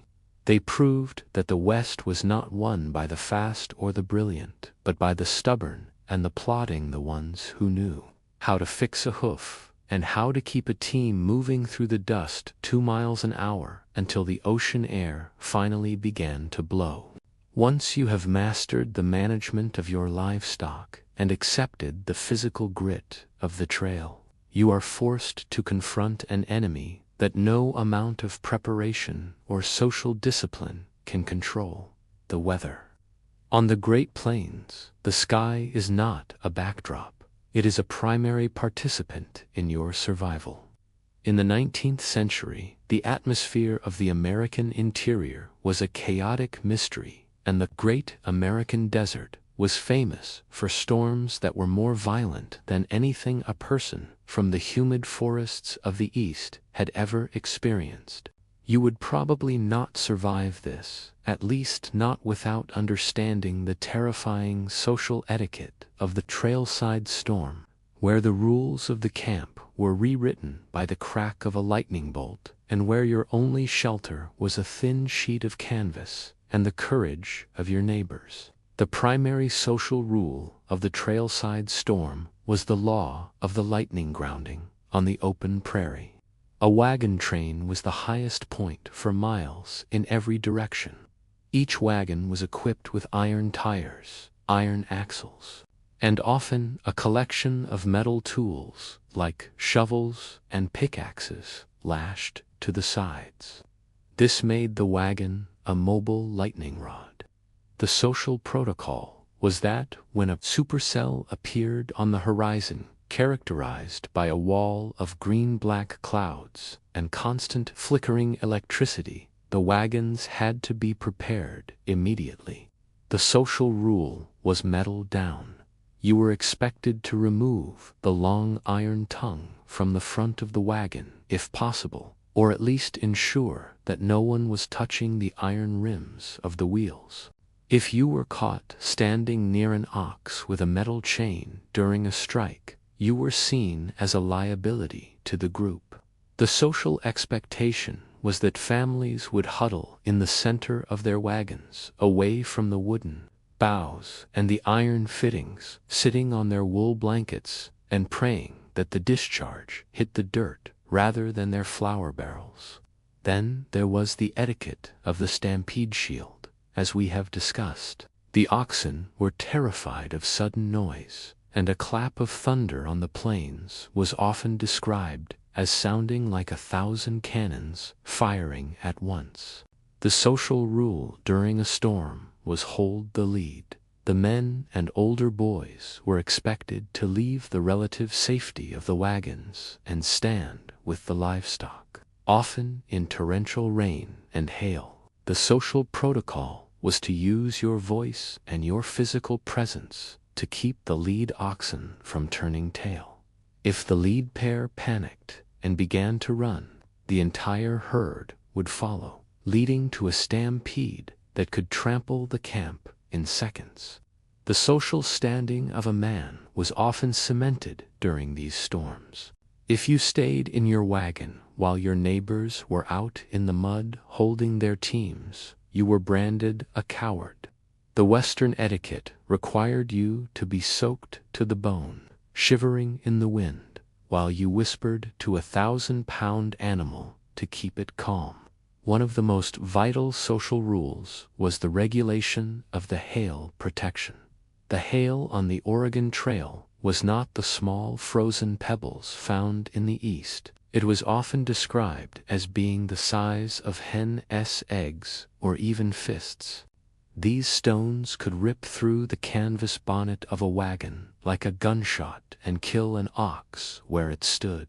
The social rule was cover the vitals. Families would use their heavy buffalo robes or spare blankets to cover the tops of the wagons and the heads of their most valuable animals. If your canvas was shredded, your food would be ruined by the subsequent rain, turning your year's supply of flour into a moldy, inedible paste. The social etiquette of the hail huddle required every family member to use their own bodies as shields for their supplies if necessary. It was a visceral reminder that on the trail, the objects you carried were often more important than your own physical comfort. Then there was the rule of the mudlock. After the storm passed, the real social drama began. The mud, the soil of the Platte River Valley, could turn into a thick, adhesive gumbo that would seize a wagon wheel as if it were set in concrete. The social rule was double teaming. If a neighbor's wagon became stuck in the mire, the social etiquette dictated that you unyoke your own oxen and add them to their team. You would see chains of 20 oxen pulling a single wagon through a swampy stretch of trail. This was a test of communal patience. Every hour spent double teaming was an hour of daylight lost, but the social rule was that no one was left in the mud. To drive past a stuck wagon without offering your team was the ultimate social transgression. It was an unwritten law that the trail only moved as fast as its slowest, muddiest member. Here is the quirky bit, the windanker protocol. The winds on the high plains could reach speeds that would easily tip over a top-heavy pioneer wagon. The social rule for a gale was to anchor the wagon to the earth. Pioneers would take their heavy stay chains, the ones used for river crossings, Zand lashing them to the axles. They would bury the other end in the ground or tie them to heavy rocks. In extreme cases, the families would actually crawl under the wagon and hold on to the wheels to add their own weight to the vehicle. The social etiquette was that the wagon is the anchor. You did not run for cover. You became part of the machine. The image of a family huddled under a creaking, swaying wagon while the wind howled at 60 miles per hour is one of the most enduring and boring realities of the trek. It was not a battle. It was a long, cold, terrifying wait. Now, scholars love to argue over the nature as a moral judge debate.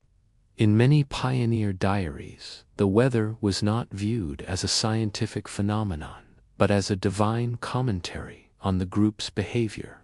If a wagon train was plagued by constant storms, the social rule was to look for a Jonah or a sinner among the group whose presence was bringing bad luck.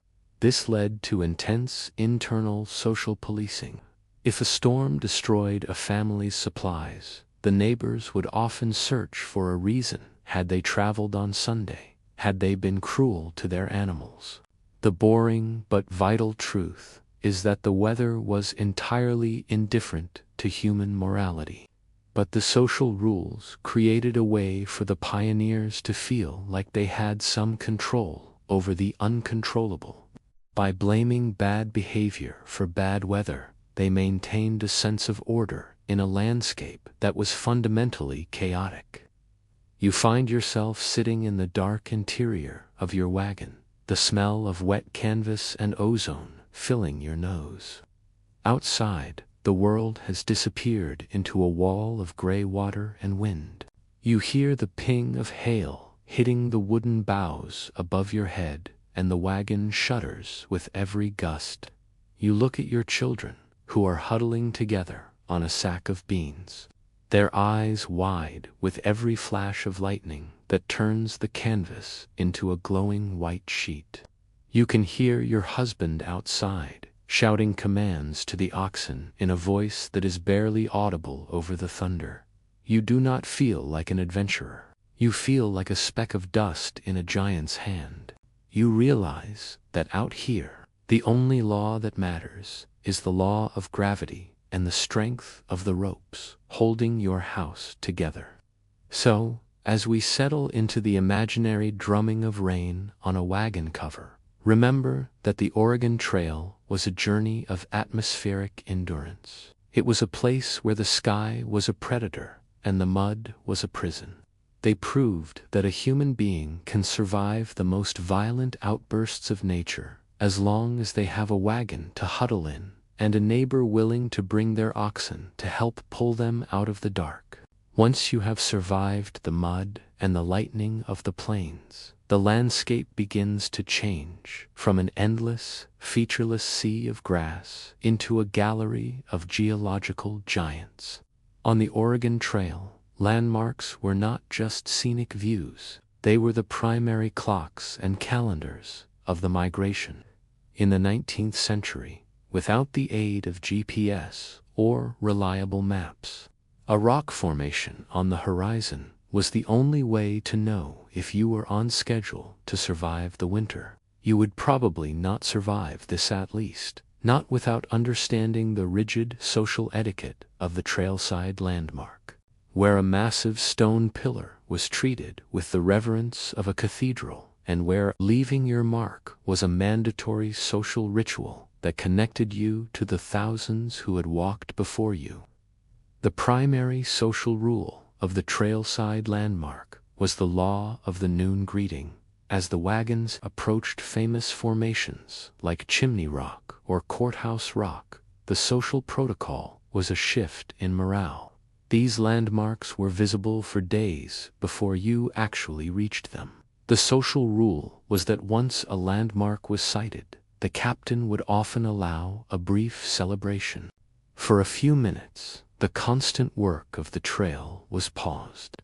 People would point, cheer, and use their precious spyglasses to inspect the stone. The social expectation was that these sights were the milestones of your life. If you were too tired or too cynical to appreciate the sight of Chimney Rock rising 500 feet into the air, you were seen as a person whose spirit was breaking. The landmarks were the social glue that reminded everyone they were actually moving toward a goal rather than just wandering into a void. Another rule involved the etiquette of the register of the desert. Perhaps the most famous landmark was Independence Rock, a massive granite monolith that the pioneers called the Great Register.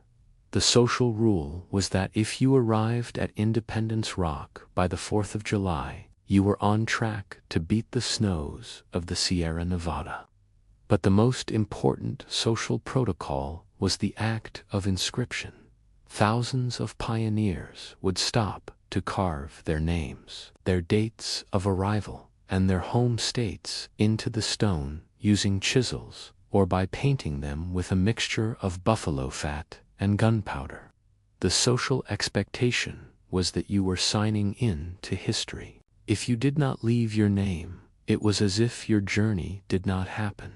This was not seen as vandalism. It was seen as a communal diary. It allowed families traveling months apart to find messages from friends who had passed the rock weeks earlier. One of the most vital social rules was the regulation of the Devil's Gate. Landmarks often served as warnings as much as celebrations. The Devil's Gate was a narrow, terrifying cleft in the rocks where the Sweetwater River had carved a path through a mountain ridge. The social rule here was look, but do not linger. While the sight was magnificent, the surrounding terrain was notoriously difficult for the oxen. The social protocol was that the tourist impulse had to be balanced against the teamster reality. You were allowed to walk to the edge and peer into the depths, but you were expected to be back at your wagon the moment the whip cracked. If a young man wandered too far to get a better view and delayed the train, he was seen as a greenhorn who put his own curiosity above the safety of the group. The landmarks were the only museums the pioneers had, but the price of admission was always a tight schedule. Then there was the rule of the post office rock, because the trail was a one-way street for most. There was no way to send mail back to the east through conventional means. Instead, specific landmarks became unofficial post offices. The social rule was that if you were traveling east perhaps as a discouraged pioneer or a government scout, you were expected to stop at these landmarks and collect letters left by those heading west. These letters were often tucked into crevices in the rock or left under a specific cairn of stones. The social etiquette of the found letter was sacred. If you found a letter addressed to someone in Missouri, you were socially obligated to carry it as far as you could and pass it to the next person headed toward a settlement. This system of honor-based mail was the only way families kept in touch across the distance of a continent. Here is the quirky bit, the perspective illusion. Because the air on the high plains was so thin and dry, the landmarks often looked much closer than they actually were. A pioneer might see a mountain on the horizon and think they could walk to it before breakfast, only to find that it was 30 miles away. The social rule for newcomers was listen to the sourdoughs. If a veteran of the trail told you that the rock on the horizon was a 3-day walk, you were expected to believe them. Those who ignored this rule and tried to scout ahead often found themselves stranded in the desert without water, chasing a horizon that never arrived. The social etiquette of the landmark required a humility toward the scale of the landscape, a realization that your human eyes were not equipped to judge the vastness of the West. Now, scholars love to argue over the vandalism versus monument debate. Modern national park rangers spend a great deal of time trying to protect the original carvings at Independence Rock from modern graffiti. However, for the 19th century pioneer, the social rule was that the rock was meant to be used. Historians point out that these inscriptions were a form of social media for a pre-digital age. They were proof of existence in a place that seemed designed to erase you. The boring but vital truth is that the landmarks were the only things on the trail that did not change. The grass died, the rivers flooded, and the oxen perished, but the rocks remained. The social rules surrounding them were a way for the pioneers to anchor their own fleeting lives to something permanent. You find yourself standing at the base of Scott's Bluff, looking up at the towering clay walls that looked like the ruins of a giant castle. You have a small iron chisel in your hand, and your palms are sweaty despite the dry wind. You find a small patch of smooth stone and begin to tap out the letters of your family name. Williams minus 1852. Each strike of the hammer vibrates through your arm, echoing off the rock. You look up and see thousands of other names, some fading, some fresh. You realize that you are not just a person in a wagon. You are a link in a chain that stretches back to the beginning of the road. You feel a strange sense of peace, knowing that even if you do not make it to Oregon, your name will stay here, baked by the sun and washed by the rain, proving to the world that you were here. So, as we settle into the imaginary clink-clink of a chisel against granite, remember that the Oregon Trail was a journey of symbols. It was a place where a rock was a lighthouse and a name was a prayer. They proved that the human need to be remembered is as strong as the need to survive, and that sometimes a simple carving in the dirt is the only thing that keeps the wilderness from feeling like a grave. Once the landmarks of the plains have fallen behind you, the horizon begins to tilt upward, and the air grows thin and cold. You are approaching the Continental Divide, the invisible spine of the continent where the world literally splits in two. On the Oregon Trail, the mountain pass was the ultimate psychological and physical gatekeeper. In the 19th century, reaching the South Pass in Wyoming was the most significant social milestone of the journey. You would probably not survive this, at least not without understanding the rigid social etiquette of the mountain pass, where the rules of physics became more demanding and where the direction of a flowing stream was a legal and spiritual boundary. The primary social rule of the mountain pass was the law of the Pacific Spring. The South Pass is a wide, deceptively gentle slope that marks the Continental Divide. The social protocol was that the journey changed the moment you crossed the summit. There is a specific spot called Pacific Springs where the water begins to flow west toward the Pacific Ocean instead of east toward the Missouri River. The social rule was looked forward. Up until this point, a family could theoretically turn around and go home with relative ease. But once you drank from the Pacific Springs, the social contract of the wagon train shifted. You were now officially Westerners. The social expectation was a formal toast of the water. Every member of the train, from the captain to the youngest child, would drink the westward flowing water. It was a baptism of commitment. If you showed hesitation or regret at the divide, you were seen as a risk to the group's morale. The pass was a social filter that separated the pioneers from the travelers. Then there was the etiquette of the thin air pace. As the elevation increased, the biology of the oxen and the humans began to fail. At 7,000 feet, the social rule was slow is fast. In the humid east, a team could pull for hours without stopping, but in the mountains, the lack of oxygen meant the animals would collapse if pushed too hard. The social protocol was a rhythmic, forced rest. Every 20 minutes of pulling required 5 minutes of standing still. If a driver tried to beat the clock by whipping his oxen to maintain their prairie speed, the social consequence was a curbing.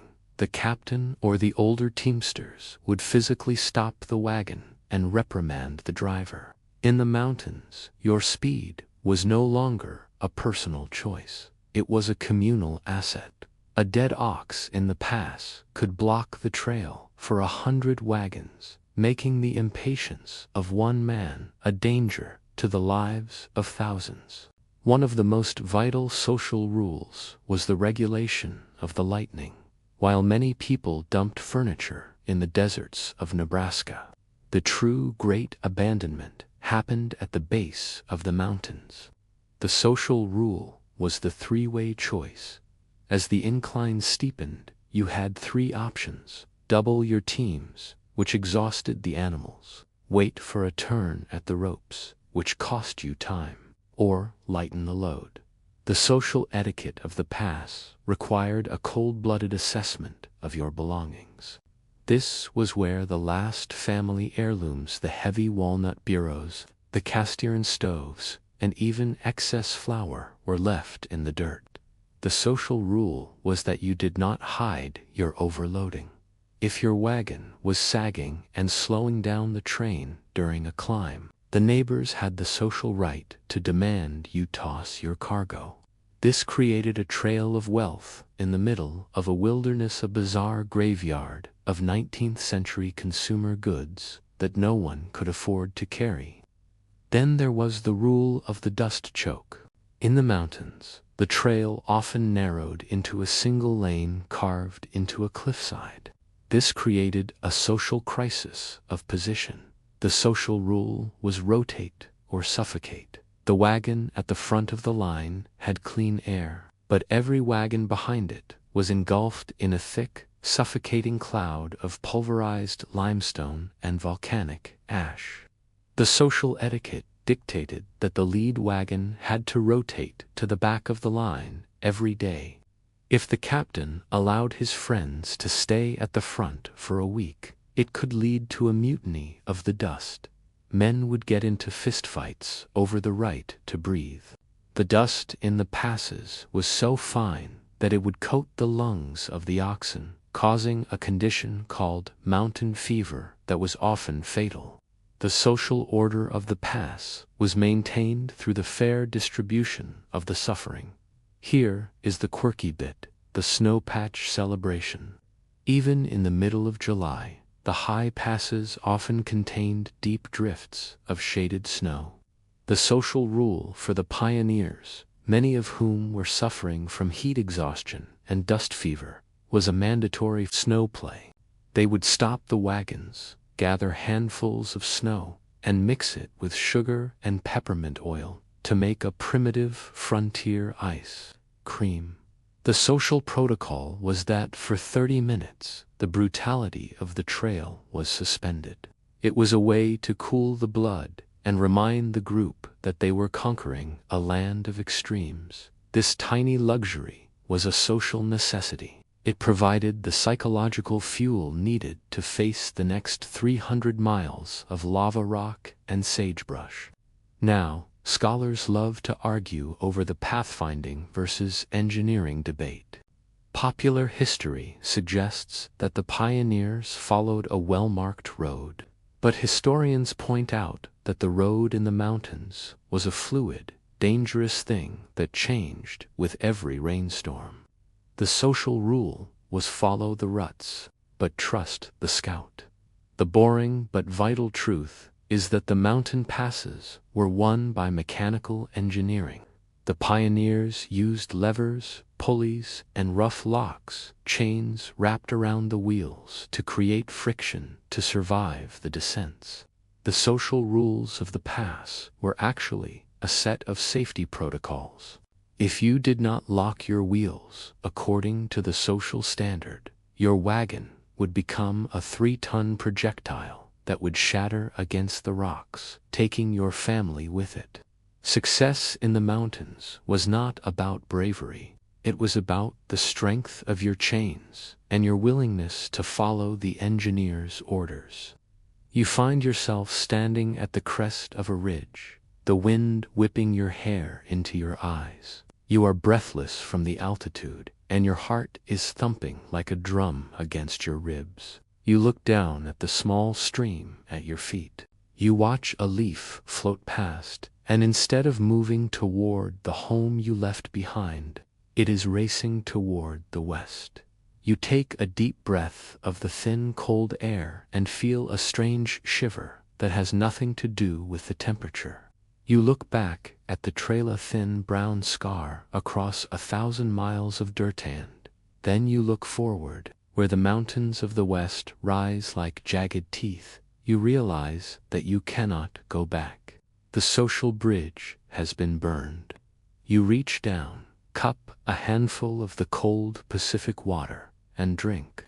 It tastes of minerals and ice. So, as we settle into the imaginary thin air silence of the Continental Divide, remember that the Oregon Trail was a journey of no return. It was a place where the water told you where you belonged, and where your survival was measured by what you were willing to throw away. They proved that the heaviest burden a person carries is not their cargo, but their hesitation, and that the only way to reach the valley is to cross the line where the water changes direction. Once you have crossed the spine of the continent and begun the long descent into the Great Basin, the lush promise of the Pacific Springs is replaced by a shimmering, heat-blasted reality. You are entering the most psychologically grueling phase of the journey, the desert crossings. In the 19th century, stretches like the 40-mile desert or the Green River Cutoff were the places where the Oregon Trail truly earned its reputation as a graveyard. Here, the environment was not just difficult, it was actively hostile to carbon-based life. You would probably not survive this, at least not without understanding the absolute, unwavering social etiquette of the desert crossing. A world where water was no longer a resource but a deity, and where the rules of the camp were replaced by the laws of the canteen.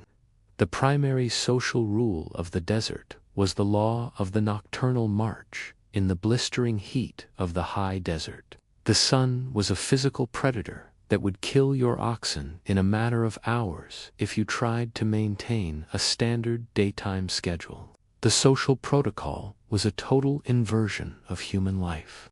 You would sleep during the heat of the day, huddling under the wagons for shade, and the march would begin at sunset.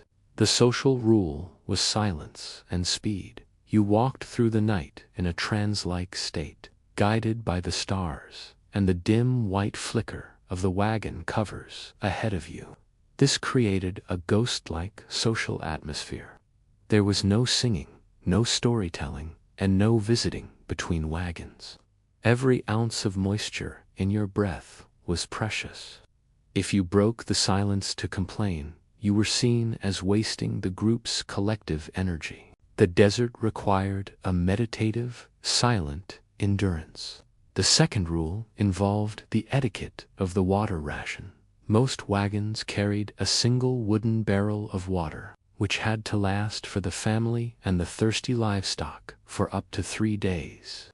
The social rule was the captain's measure. In many wagon trains, the distribution of water was not left to the individual families. The captain would inspect the barrels every morning and evening. The social protocol was that humans drank first, but in tiny, measured amounts, often just a few ounces at a time.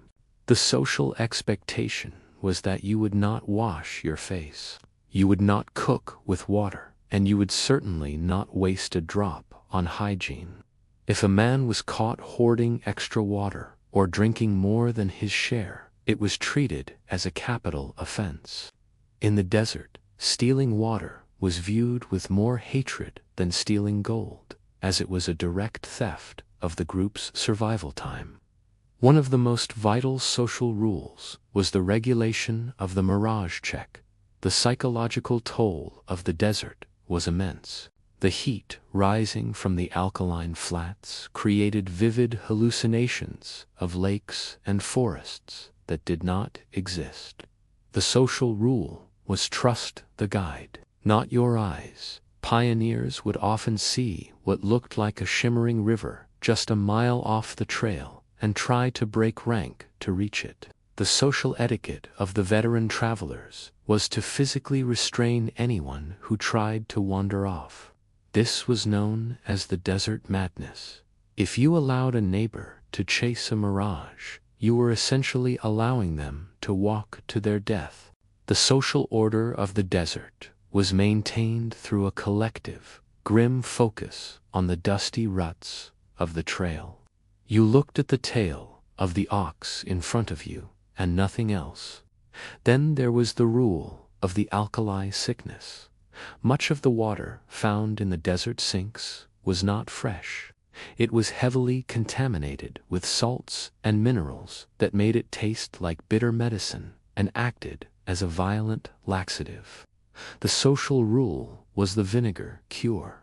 Pioneers would mix their bitter water with a few drops of apple cider vinegar or lemon acid to mask the taste and, they believed, neutralize the poison. The social etiquette of the desert drink was a communal grimace. You drank the poison because the alternative was dehydration, but the resulting trail dysentery was the leading cause of death in the Great Basin. If a member of your family became too weak to walk due to the sickness, the social rule was the wagon bed. You would clear out your remaining supplies to make a flat space for the sick, even if it meant you had to walk the entire night in the dust to compensate for the weight. Here is the quirky bit, the mouth pebble mandate. To combat the agonizing thirst during the long nocturnal marches, the pioneers developed a specific social habit. They would keep a small, smooth pebble in their mouths. The social rule was do not swallow. The physical presence of the stone stimulated the salivary glands, keeping the mouth moist even when the body was desperately low on fluids. You would see entire wagon trains of people walking in total silence, each one rolling a small piece of quartz or agate around their tongue. It was a silent, communal secret of the trailaway to trick the brain into believing that relief was coming. If you lost your pebble, it was considered a minor tragedy, and your neighbor would often offer you a spare from their pocket, a gesture of trailside intimacy that carried immense weight. Now, scholars love to argue over the cutoff gamble. As the pioneers grew more desperate in the desert, they were often tempted by cutoffs, rumored shorter paths that promised to shave 100 miles off the journey. The social rule of the desert was stick to the known. The most famous failure of this rule was the Donner Party, who took the Hastings cutoff and became trapped in the snow. Historians point out that the social pressure to reach the destination often overrode the survival instincts of the group. The boring but vital truth is that the long way was almost always the safer way. The social rules of the desert were designed to minimize risk, but human impatience is a powerful force. The desert was a graveyard for those who thought they were smarter than the landscape. You find yourself standing on a white, cracked expanse of earth that looks like the surface of the moon. It is midnight, and the only light comes from a pale, distant moon that makes the sagebrush look like silver ghosts. Your throat feels as if it has been lined with sandpaper, and every time you swallow, it hurts. You feel the smooth, cool weight of the pebble against your teeth. You look at your oxen, their tongues are hanging out, and their eyes are glazed with exhaustion. You hear the faint slosh of the water barrel behind you, but you do not reach for the ladle. You know that the sun will be up in 4 hours, and when it arrives, it will bring a heat that can melt the lead in your pockets. You simply tighten your grip on the ox whip and keep walking, following the white dot of the wagon in front of you into the infinite, dry dark. So, as we settle into the imaginary, silent shuffle of boots on desert sand, remember that the Oregon Trail was a journey of biological budgeting. It was a place where a gallon of water was worth more than a wagon load of silk, and where your sanity was held together by a single stone. They proved that a human being can cross a wasteland as long as they have the discipline to wait for the night, and the courage to ignore the shimmer on the horizon. Once you have survived the shimmering heat of the desert, you enter a landscape that feels like a wound in the earth, the Snake River Valley. In the 19th century, this stretch of the Idaho Territory was feared for its jagged volcanic rock and the deep, treacherous canyon of the Snake River itself. The environment here was a study in frustration. You could often see the massive, rushing river from the cliffs above, but you could not reach it to drink. The water was hundreds of feet below you, locked away by vertical basalt walls. You would probably not survive this, at least not without understanding the brutal social etiquette of the Snake River Valley, where the rules of the trail were dictated by the deep ford and the lava dust that could eat through the soles of your boots in a single afternoon. The primary social rule of the Snake River was the law of the canyon hoist. Because the river was often inaccessible, the pioneers had to develop a specific social protocol for water mining. The social rule was the rope chain. When the wagon train found a rare break in the canyon walls, the entire group would stop to lower buckets on hundreds of feet of rope to reach the water below. This was a communal labor. One family would man the ropes, while others filled the barrels and hauled them up the cliffs. The social expectation was that the water belonged to the haulers.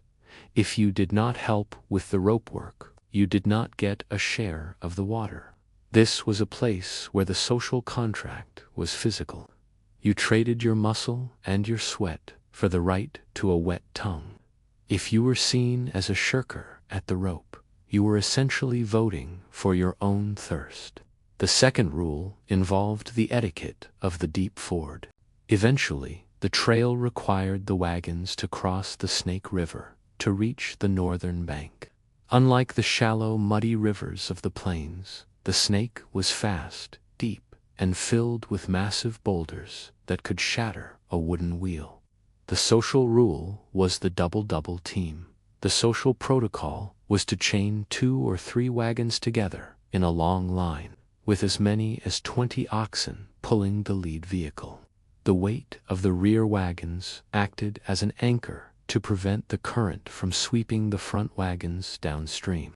The social expectation was that the most experienced rivermen would stay in the water for hours, guiding the teams, while the families huddled on top of the crates inside. If you were a man who refused to enter the cold, rushing water to help your neighbor's team, you were socially ostracized for the remainder of the trip. The crossing was a test of communal trust. If one chain snapped, the entire line could be lost. One of the most vital social rules was the regulation of the lava bed dust. The trail through the Snake River Valley was covered in a fine, gray volcanic ash that was as sharp as pulverized glass. This dust was a biological weapon. It caused trail cough, a persistent, bloody wheezing that affected both humans and animals. The social rule was the mask and the grease. You were expected to wear a damp cloth over your face at all times, and to apply a thick coating of lard to the noses and mouths of your oxen to trap the dust before it reached their lungs. The social etiquette of the lava beds was one of grim silence. Conversation was discouraged because opening your mouth meant inhaling the ash. This created a social atmosphere of masked, silent ghosts moving through a gray wasteland. If you saw a family neglecting their masks, you knew they were the walking dead, likely to succumb to respiratory failure before they reached the Blue Mountains. Then there was the rule of the salmon trade. In the Snake River Valley, the pioneers encountered the Shoshone and Bannock peoples, who were masters of the river's resources. The social rule was the protein swap.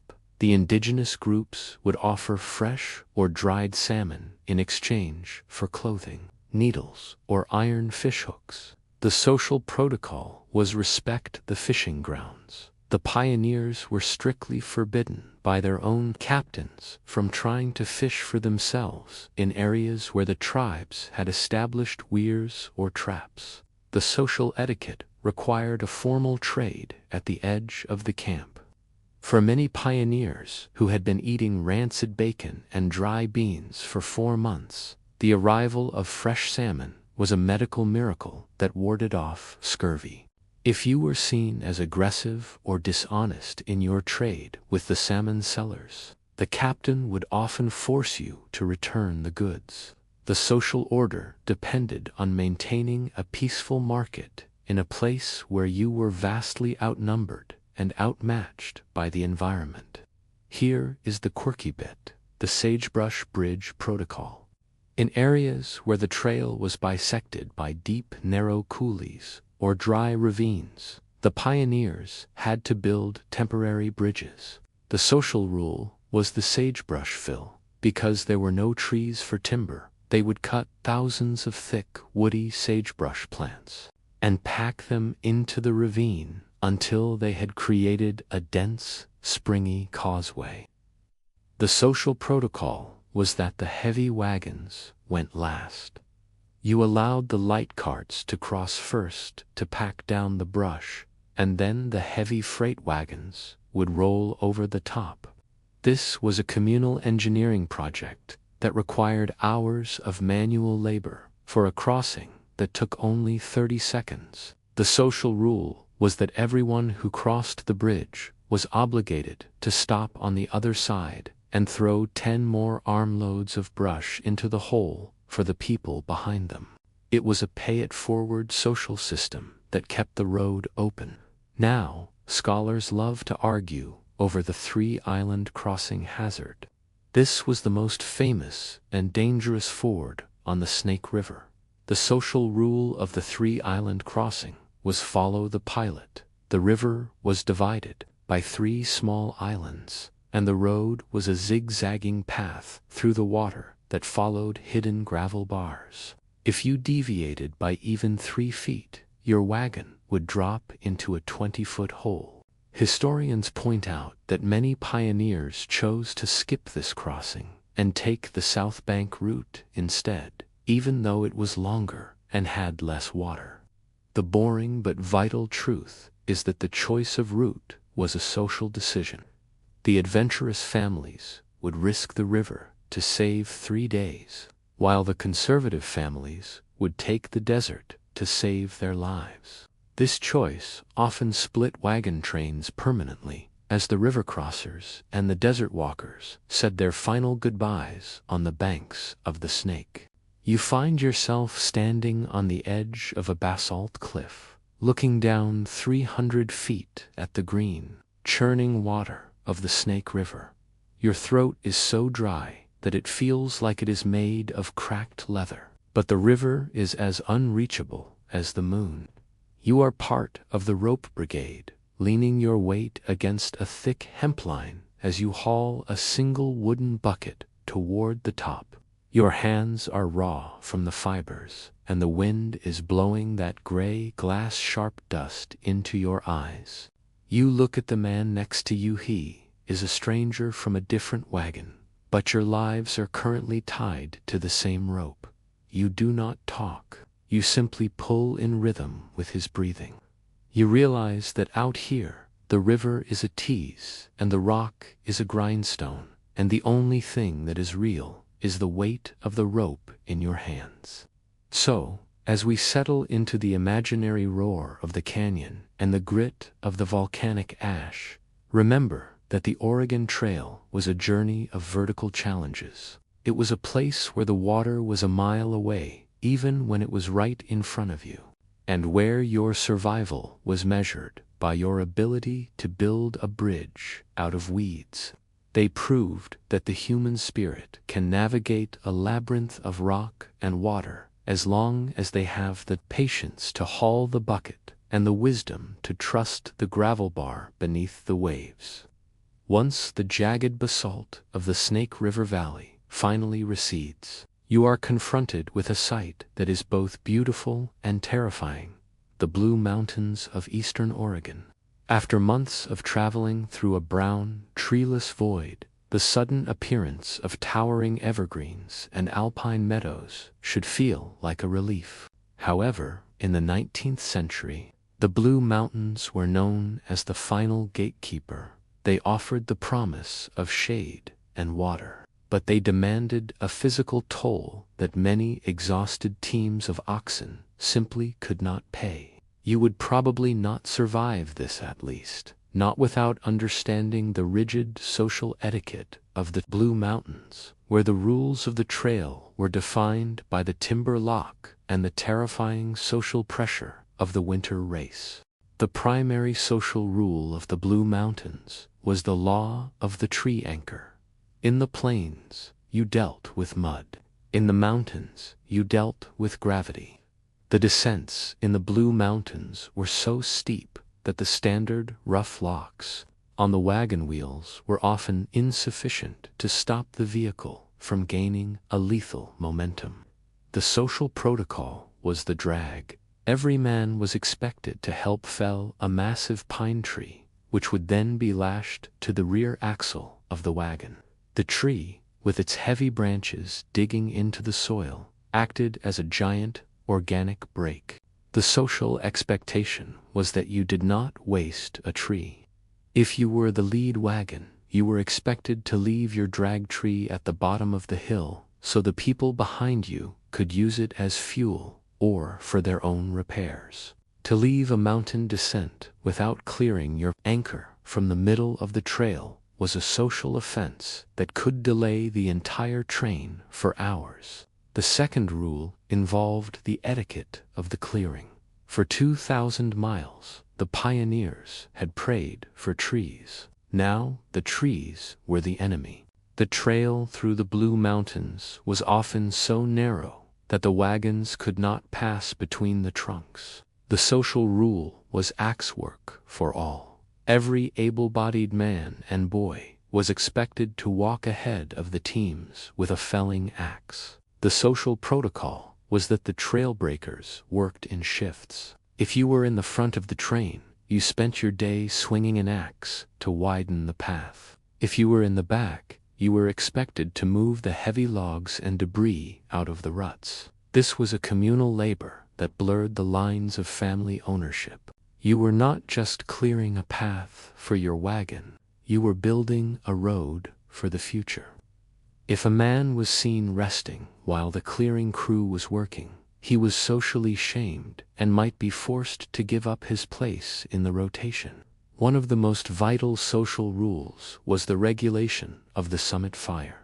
The Blue Mountains were notoriously cold. Even in the late summer, the social rule was the heat dividend. Because wood was finally abundant, the social etiquette of the starvation fire from the plains was replaced by a more generous communal heat.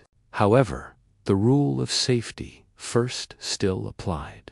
The social expectation was that the fires were kept in the center of the camp, far away from the dry pine needles and the flammable canvas of the wagons. If a family allowed their campfire to spread into the forest, they were putting the entire migration at risk of a forest fire catastrophe that would trap everyone in a canyon of flames. The social order of the mountain camp was maintained through a strict fire watch, where the older men would patrol the perimeter to ensure that every coal was smothered before the group slept. Then there was the rule of the stock stampede in the timber. While the oxen were used to the open plains, the dense forest of the Blue Mountains was a sensory nightmare for them. The social rule was halter and lead. You could no longer let the cattle wander or graze loosely in the timber. The risk of them getting lost or spooked by a mountain lion was too high. The social etiquette required that every animal be tethered to a specific picket line or kept within a tight, human-guarded perimeter. This added hours of labor to the morning and evening routines. If your animal broke loose and disappeared into the thick undergrowth, the social rule was the 1-hour search. The wagon train would wait for 60 minutes while you looked for your livestock. After that, the wagons moved. The mountains did not allow for sentimentality. The risk of being caught by early snow was a greater threat than the loss of a single ox. Here is the quirky bit. Just as the pioneers carved their names into Independence Rock, the Blue Mountains offered a new medium, the smooth bark of the aspen trees. The social rule was the living ledger. Pioneers would use their knives to carve messages into the white bark, creating a vertical diary that would last for decades. These messages often contained vital information about the grade of the road ahead or the location of hidden springs. The social etiquette of the aspen grove was that you never carved over someone else's name. You were part of a growing list of survivors.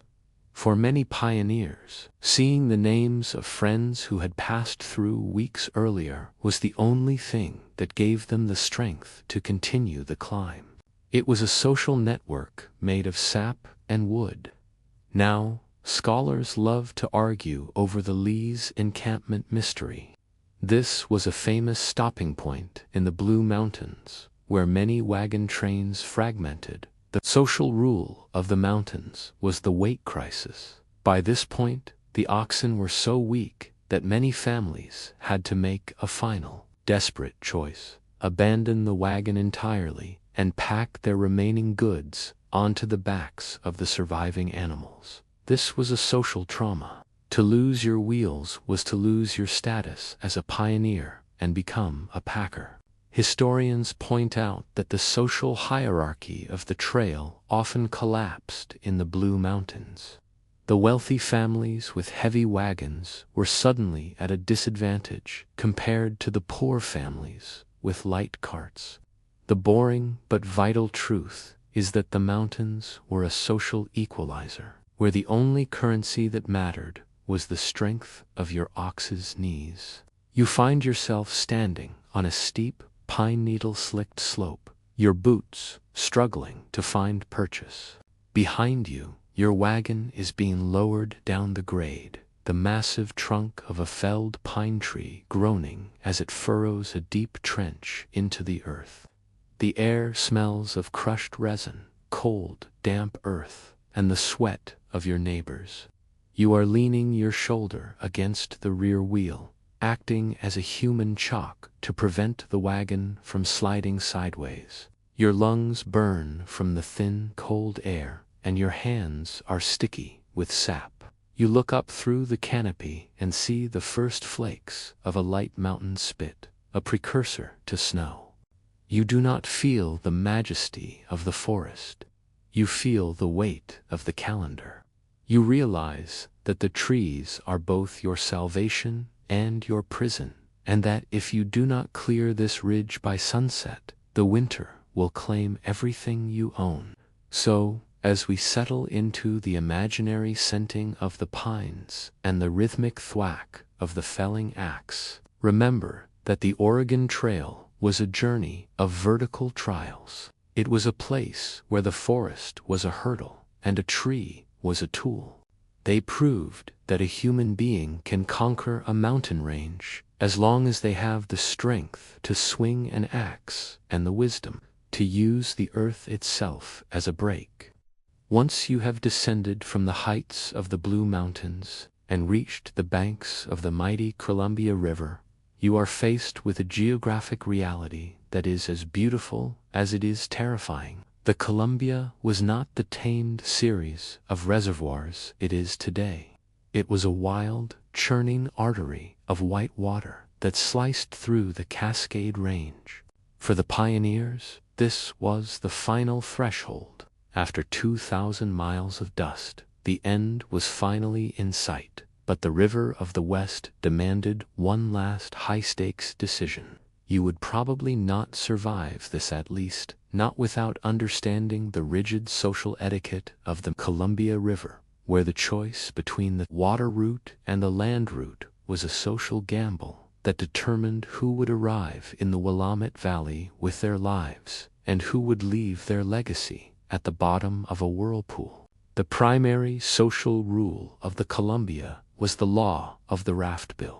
When the wagons reached the Dalza series of treacherous rapids, where the river narrowed into a rocky gorge, the road effectively ended. The social protocol was the Great Deconstruction. Families were expected to take their wagons apart, piece by piece, and lash the wooden beds and wheels onto massive pine rafts. The social expectation was communal buoyancy. You did not build a raft for just one family. You built. The social rule was that the strongest swimmers and the most experienced boatmen took the oars, while the women and children sat in the center of the cargo. This was a terrifying social shift. For months, you had trusted the steady plodding of your oxen. Now, your life was in the hands of the current and the strength of a few hemp ropes. The second rule involved the etiquette of the portage. Even if you chose the water route, you could not float through the most violent sections of the river, such as the Cascades or the Cellulo Falls. The social rule was the backbreak.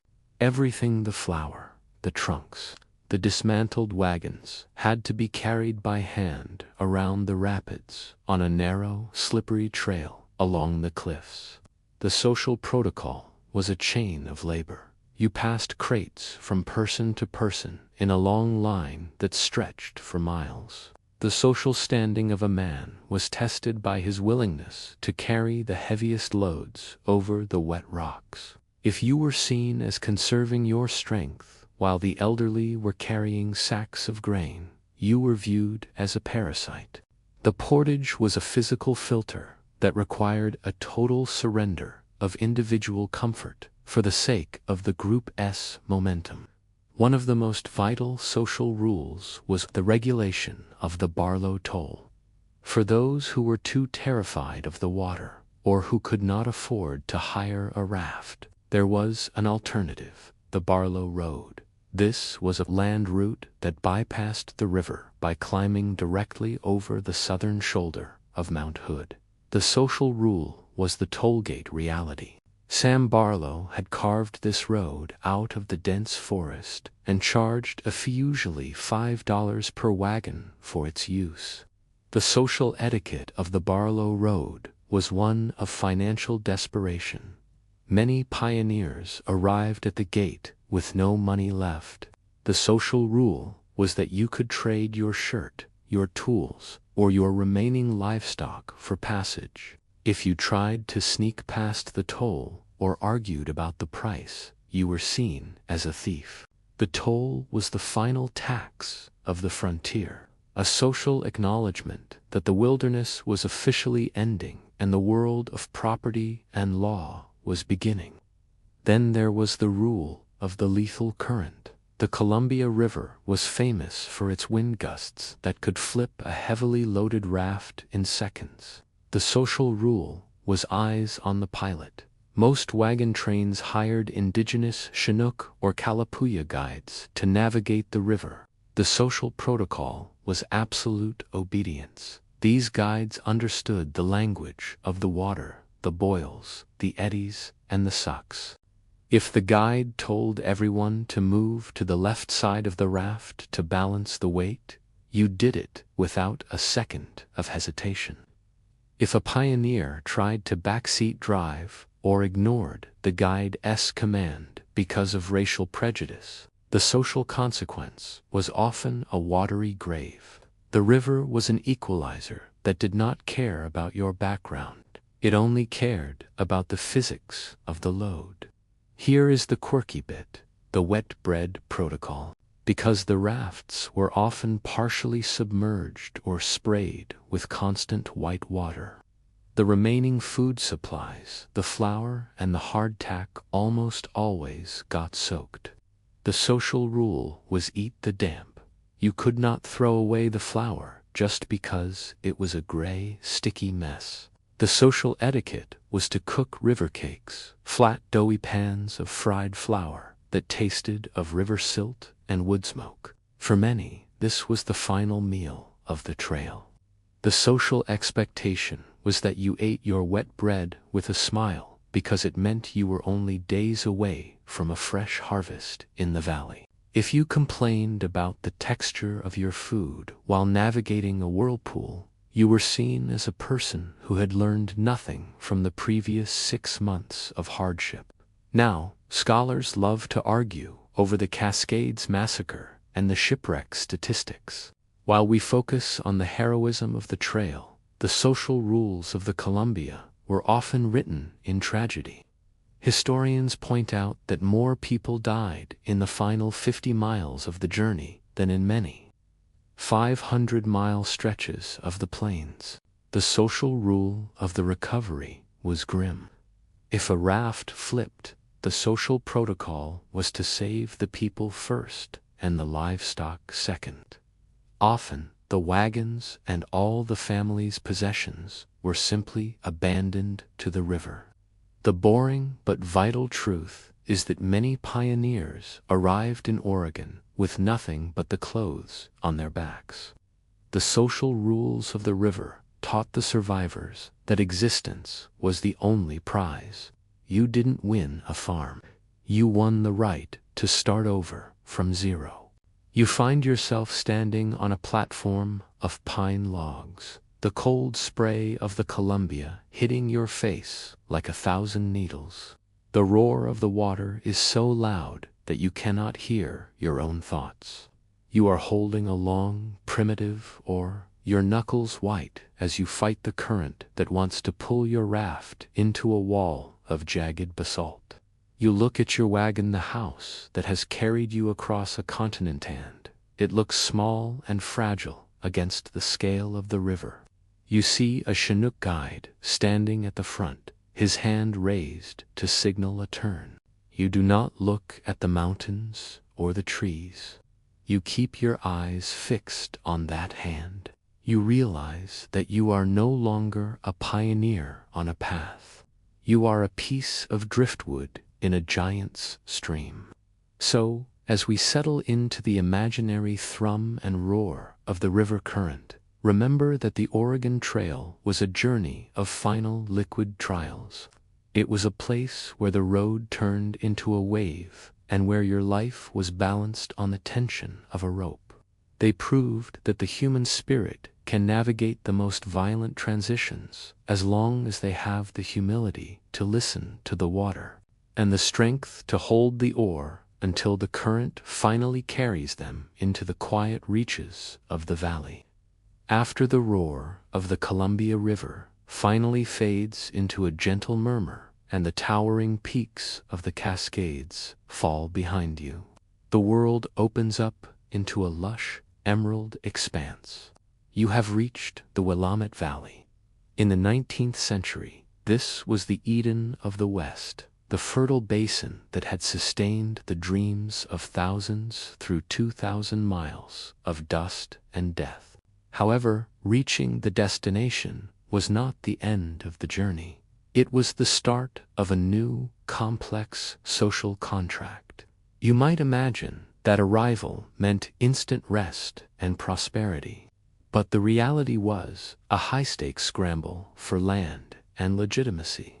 You would probably not survive this, at least, not without understanding the rigid social etiquette of the Willamette arrival, where the rules of the trail were replaced by the laws of the claim and the cabin. The primary social rule of the valley was the law of the donation land claim.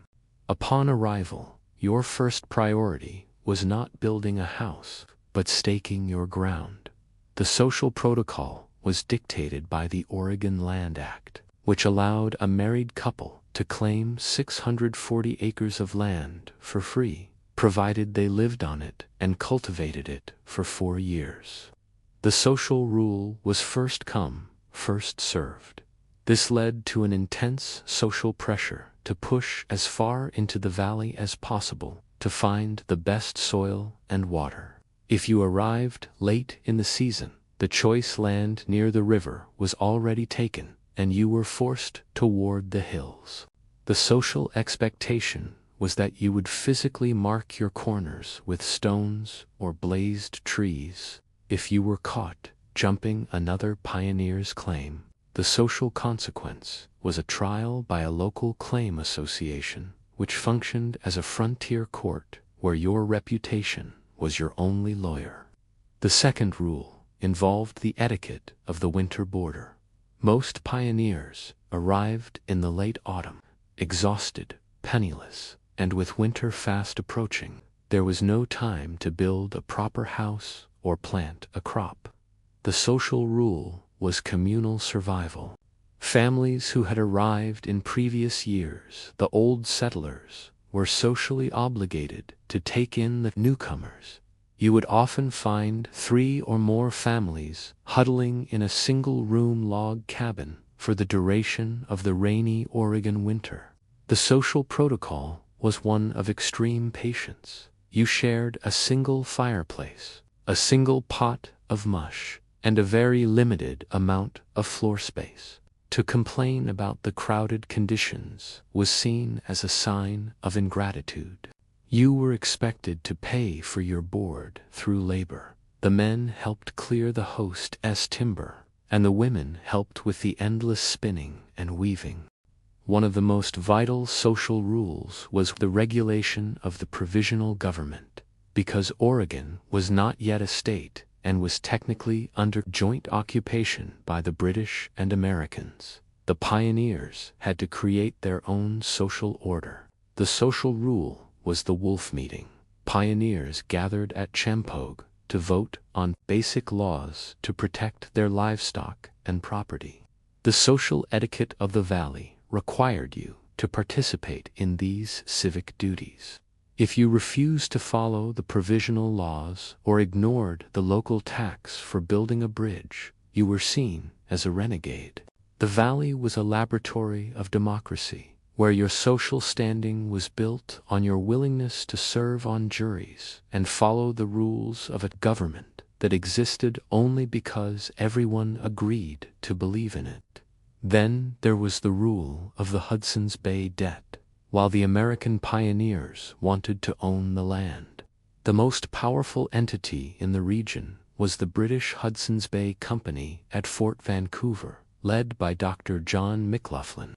The social rule was the merciful creditor. McLoughlin often provided the pioneers with seeds, tools, and clothing on credit, even though his company's official policy was to discourage American settlement. The social etiquette of the pioneer was a complicated mix of gratitude and resentment. You needed the British supplies to survive the first winter, but you were ideologically committed to taking the land away from them. This created a tense social atmosphere where your survival debt influenced the politics of the entire territory. If you defaulted on your debt to the white-headed eagle McLoughlin, you were seen as a man without honor by both the British and your fellow Americans. Here is the quirky bit: the mud season dress code. Unlike the dry, alkaline dust of the plains, the Willamette Valley in winter was a world of perpetual rain. The soil turned into a deep, clay-like muck that could swallow a boot. The social rule for the newly arrived pioneer was function over fashion. The women, who had struggled to keep their white collars clean on the trail, finally abandoned them for heavy wool shawls and shortened skirts. The men wore buckskins or heavy canvas coats coated in tallow for waterproofing. The social etiquette of a valley gathering was marked by the sound of wet boots and the smell of drying wool near the fire. If you tried to dress like a city dweller in the middle of an Oregon February, you were mocked as a soft hand who wouldn't last through the first harvest. Now, scholars love to argue over the clash of civilizations debate. While the pioneers viewed the Willamette Valley as an empty wilderness, historians point out that the Kalapuya and Molalla people had been managing the landscape for thousands of years through controlled burns to encourage the growth of Camassia camus bulbs. The social rule of the pioneers was to ignore this existing order. They fenced off the camas fields for their cattle, which led to the destruction of the indigenous food supply. The boring but vital truth is that the Eden the pioneers found was actually a managed garden that they unintentionally destroyed through the social rules of private property. This conflict of land use was the true tragedy of the arrival, the moment where the rules of the trail became the rules of the conqueror. You find yourself standing in a knee-deep field of lush, green grass, the gray mist of a soft Oregon rain settling on your shoulders. You are holding a wooden stake and a heavy mallet. You look at the line of the river and then at the dark wooded hills. You swing the mallet, driving the stake into the soft earth. With every strike, you are saying, "This is mine." You look back at your wagon. It is battered, the canvas is shredded, and your oxen are skeletal. But you are here. You realize that the journey did not end when the wheels stopped turning. It only changed shape. You are no longer a traveler. You are a settler. You feel the weight of the 4 years of labor ahead of you, and you realize that out here, the land does not belong to you. You belong to the land. So, as we settle into the imaginary drip-drip of the Oregon rain on a cedar shingle roof, remember that the Oregon Trail was a journey of transformation. It was a place where a 1,000-mile walk led to a lifetime of labor, and where the promised land required a signature in the mud. They proved that a human being can endure almost anything as long as they have a piece of earth to call their own and the strength to drive the stake into the ground until the winter finally breaks. Once the land has been staked and the donation claim has been recorded, the pioneer is faced with the immediate, cold reality of the Oregon winter. The wagon, which had been your mobile home for 6 months, is no longer sufficient shelter against the persistent, soaking rains of the Northwest. The social order of the trail now transitions into the social order of the cabin. In the 19th century, a cabin was not a rustic retreat. It was a survival pod, usually measuring no more than 16 by 20 feet. This single room had to function as a kitchen, bedroom, workshop, schoolhouse, and infirmary. You would probably not survive this, at least, not without understanding the rigid social etiquette of the pioneer cabin, where privacy was a forgotten concept and where the placement of a chair was a strategic decision. The primary social rule of the cabin was the law of the raising. Building a cabin was a physical impossibility for a single family. The social protocol was the cabin raising, a communal event where neighbors from miles around would gather to help notch and stack the heavy Douglas fir logs. The social rule was reciprocity. If a neighbor helped you raise your walls on Tuesday, you were socially and morally obligated to help them with their roof on Thursday. The social standing of a man was determined by his skill with a broadaxe and his willingness to lift the heavy end of the log. If you were seen as lazy during a raising, you would find yourself socially isolated in a wilderness where isolation meant death. The raising was the first true act of community in the valley, a ceremony that transformed a collection of individuals into a neighborhood. Then there was the etiquette of the chinking and daubing. A log cabin is essentially a cage of wood with massive gaps between the logs. To make it livable, these gaps had to be filled with chinking sticks and stones, and daubing a mixture of clay, straw, and animal hair. The social rule was sealed the draft. The quality of a family's daubing was a direct reflection of their industriousness. If you could see daylight through your walls in December, you were seen as a failure. However, the daubing was a seasonal chore. The damp Oregon climate caused the clay to crack and fall out, requiring constant maintenance.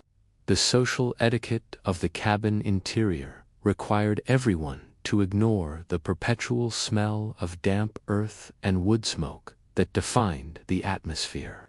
To complain about the earthy smell was to admit that you were not yet a true Westerner. One of the most vital social rules was the regulation of the hearth space. The fireplace was the heart of the cabin, providing the only source of heat, light, and cooking. The social rule was the fire never dies. Keeping a coal alive through the night was a sacred duty, often assigned to the eldest child. If the fire went out, someone had to walk miles to a neighbor's cabin to borrow a burning brand. The social protocol of the hearth also dictated the hierarchy of the room. The elder's chair was always closest to the heat, while the children slept on trundle beds or pallet mats further away in the shadows. The social expectation was that the hearth was a communal space. If a traveler arrived at your door in the rain, the social rule of frontier hospitality required you to give them a place by the fire, even if it meant your own family had to sleep in the corners. Then there was the rule of vertical storage. With 10 people living in 300 square feet, the floor was a precious commodity. The social rule was look up.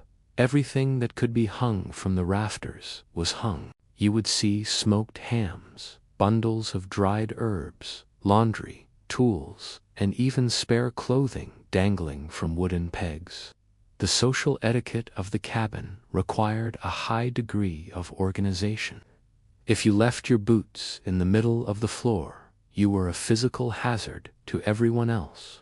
This led to a clutter-free social discipline that was almost military in its precision. The boring but vital truth is that the pioneer cabin was an exercise in minimalism long before the word existed. You owned only what you could hang or what you could fit in a single chest. Here is the quirky bit: the greased paper window.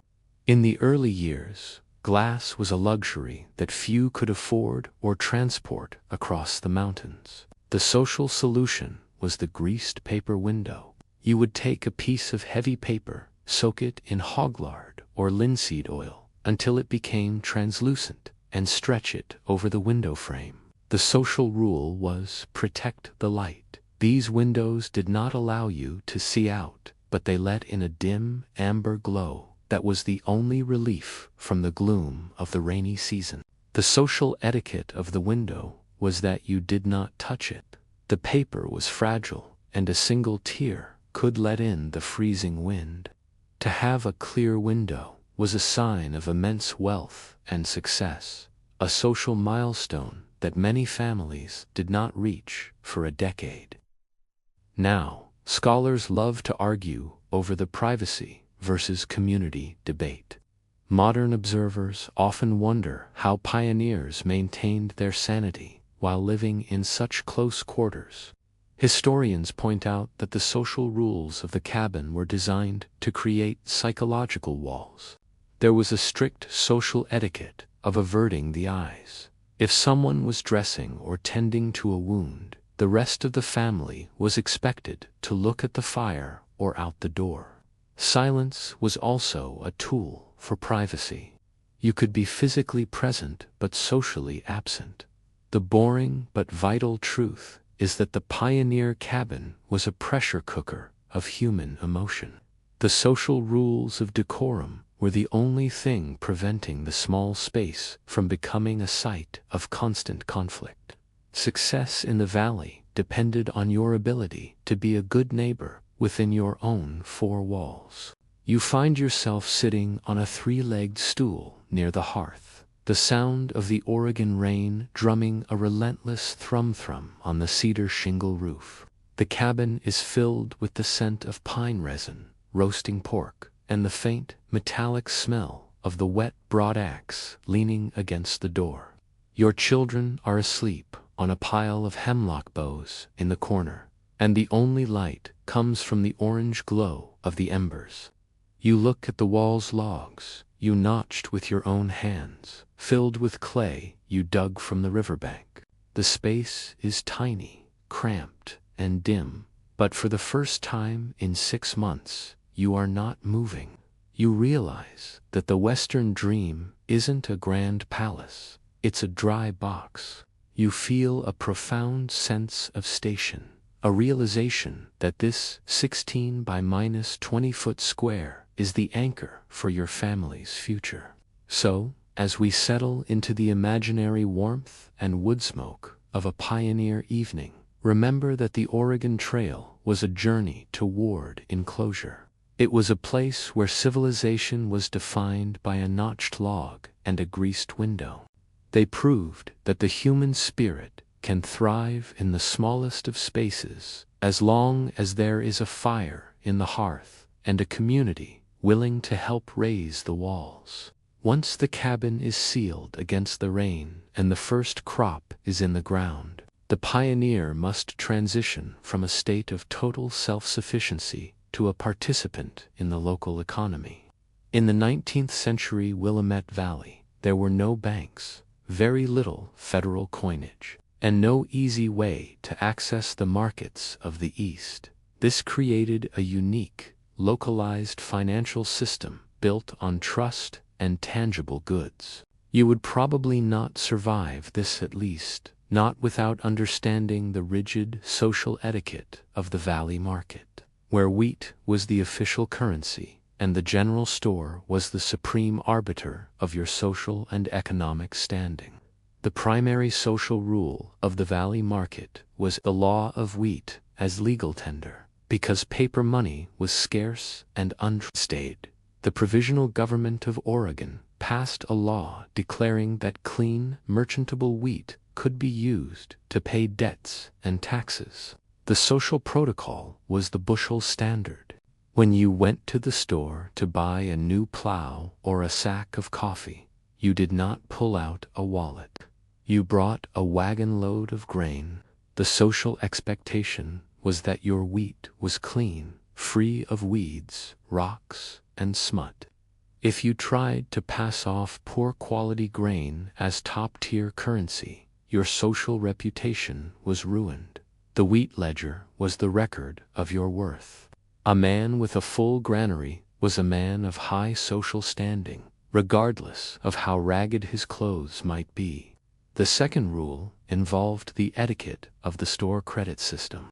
Most commerce happened at the general store, which functioned as the community's bank and post office. The social rule was the running account. You rarely settled a bill immediately. Instead, the merchant kept a large leather-bound ledger where your purchases were recorded on one side and your deliveries of wheat, beaver pelts, or lumber were recorded on the other. The social protocol was that you balanced the books once a year after the harvest. This required a high degree of mutual trust. If a merchant suspected you were planning to skip the territory to avoid your debts, they would cut off your credit, which was a social death sentence.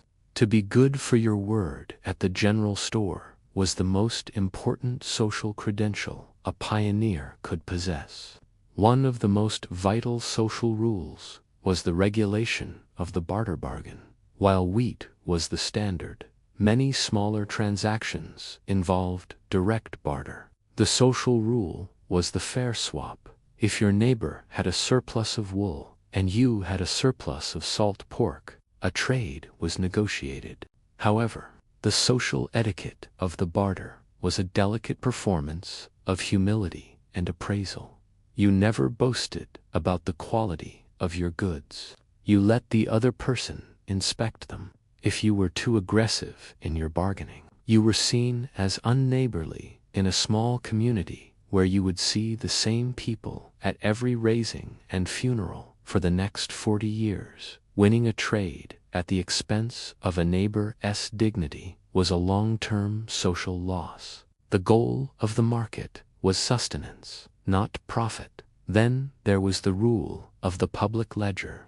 In the absence of private credit scores, your financial history was essentially public knowledge. The social rule was transparency. Everyone knew who was deep in the red at the store and who had a surplus. This led to a system of social pressure collections. If you owed a debt to a neighbor, the entire community would know.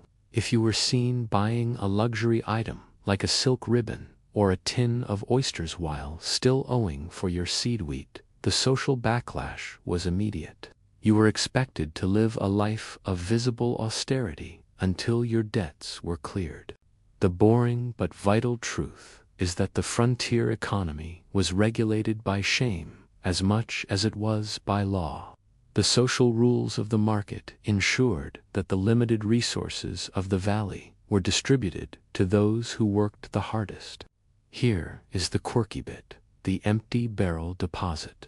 Containers were incredibly valuable in the valley. A sturdy oak barrel or a tin biscuit box was worth a significant amount of credit at the store. The social rule was return and reuse. You did not own the barrel, you borrowed the contents.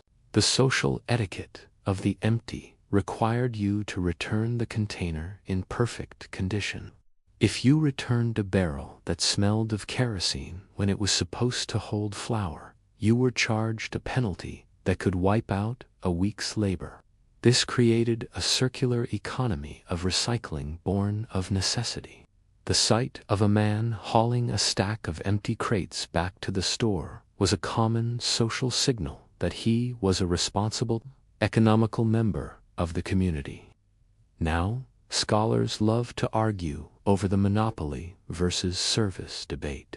Many historians point out that the early merchants, like George Abernethy or the agents of the Hudson's Bay Company, held immense power over the pioneers. They could set the price of wheat and the interest on tools. However, the social rule of the merchant was also one of risk.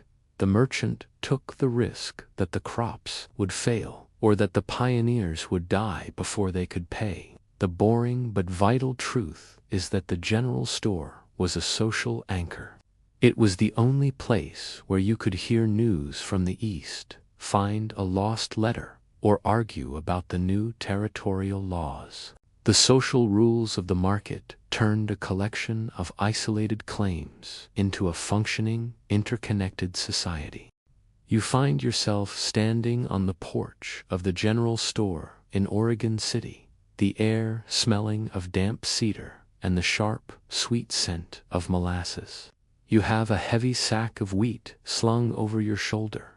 You walk inside and wait as the merchant meticulously weighs your grain on a giant brass scale. He scribbles a number in a thick book next to your name. You look at the shelves, iron nails, blue calico fabric, and a row of shiny new axes. You do not ask for money. You ask for a new shovel and a pound of salt. He hands them over with a nod, and you feel the weight of your credit in your hand. You realize that you are no longer a refugee of the trail. You are a customer. You have a place in the book. So, as we settle into the imaginary clink of the scale and the quiet scratch of a merchant S-pen, remember that the Oregon Trail was a journey toward a new economy. It was a place where wealth was measured in grain and honor was measured in a balanced ledger. They proved that a community can thrive without a single gold coin as long as every person is willing to work the soil and keep their word at the counter. Once the cabin is secure and the local economy has been navigated, a profound and hollow ache often begins to set in. The realization of the distance between the pioneer and the world they left behind. In the 19th century, the letter was the only bridge across a 2,000-mile chasm of silence. Writing home was not a casual act of correspondence. It was a formal social duty, a historical record, and a psychological lifeline.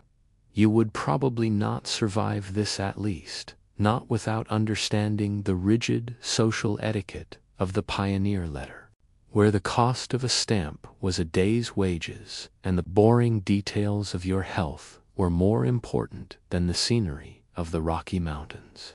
The primary social rule of the pioneer letter was the law of the circular, because postage was expensive and the delivery of mail was uncertain. The social protocol was to write a general letter intended for the entire community back home. The social rule was pass it around. You did not write just to your mother. You wrote to your mother with the explicit expectation that the letter would be read aloud at the local church, printed in the county newspaper, and passed from farmhouse to farmhouse. This created a specific social pressure on the content. You were expected to be a booster for the new territory. Even if you were shivering in a damp cabin eating boiled wheat, the social etiquette of the Western letter required you to emphasize the richness of the soil and the health of the climate. To discourage those back home was seen as a failure of the pioneer spirit. The second rule involved the etiquette of crosshatching. In the 19th century, postage was often calculated by the number of sheets of paper used. To save money, pioneers practiced the art of crossed writing. They would fill a page horizontally, then turn the paper 90 degrees, and write vertically across the original text. The social rule was density over clarity.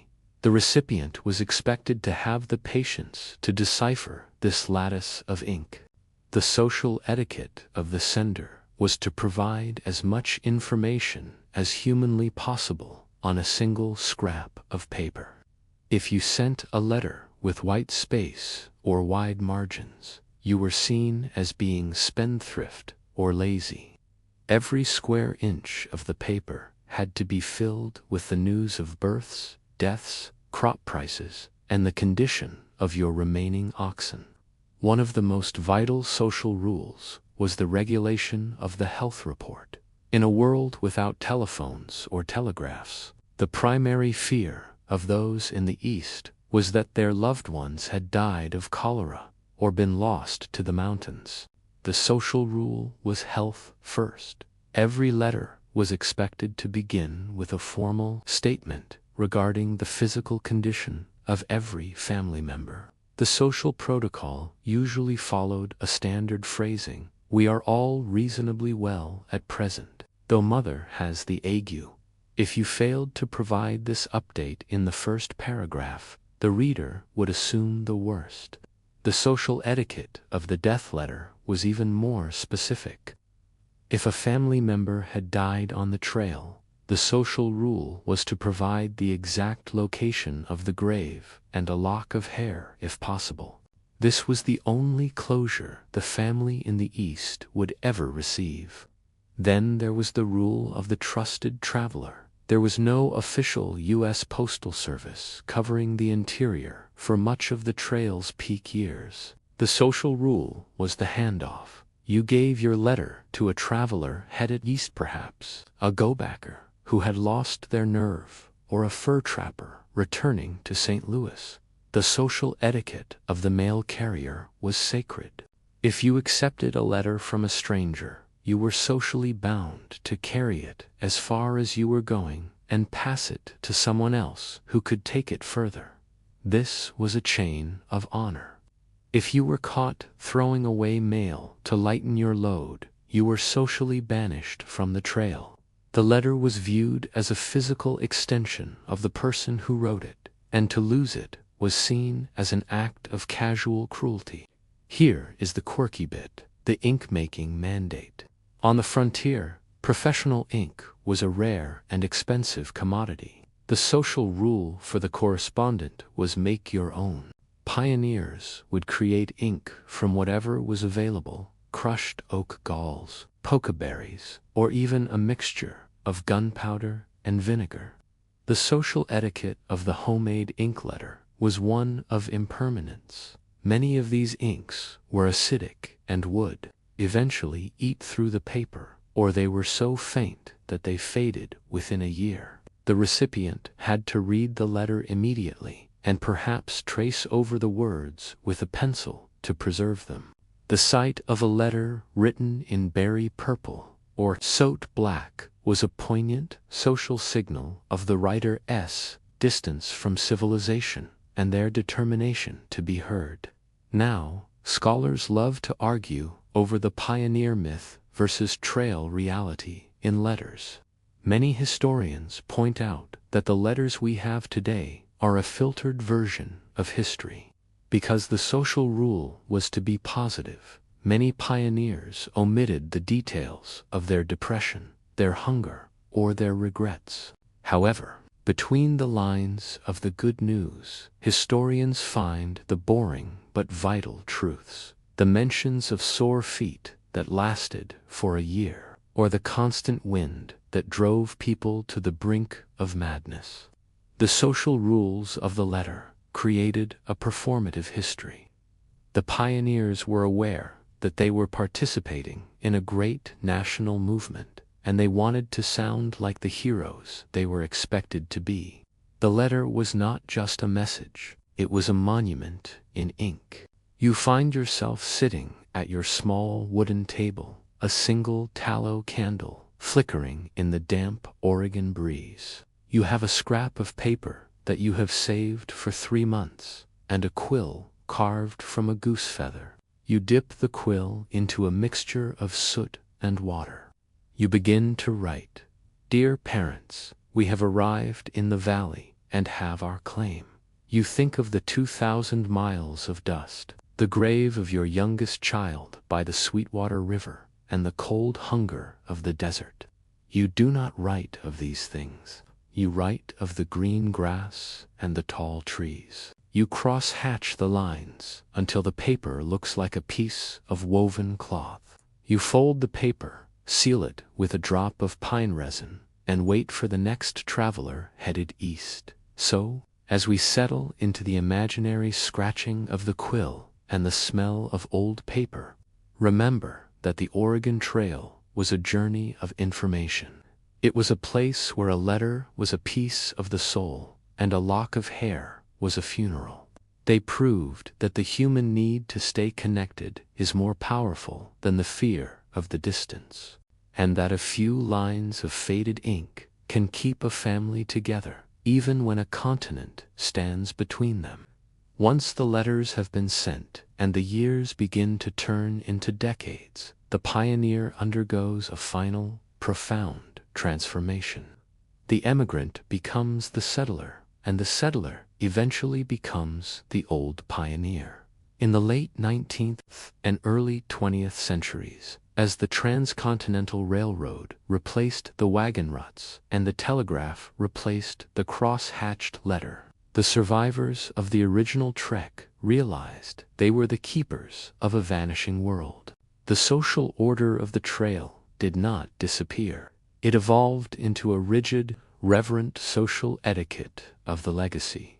You would probably not survive this, at least not without understanding the complex rules of the Oregon Pioneer Association, where your social status was determined by the year you crossed the Missouri River, and where the boring details of your journey became the foundational myths of a new state. The primary social rule of the legacy was the law of the year of arrival. As the pioneer generation aged, a strict social hierarchy emerged based on seniority of the trail.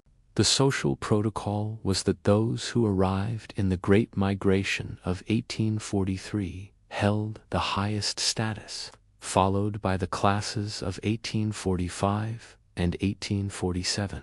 If you arrived after the railroad was completed in 1869, you were not considered a pioneer at all. You were merely an immigrant. The social expectation at public gatherings was that the oldest survivors were given the seats of honor.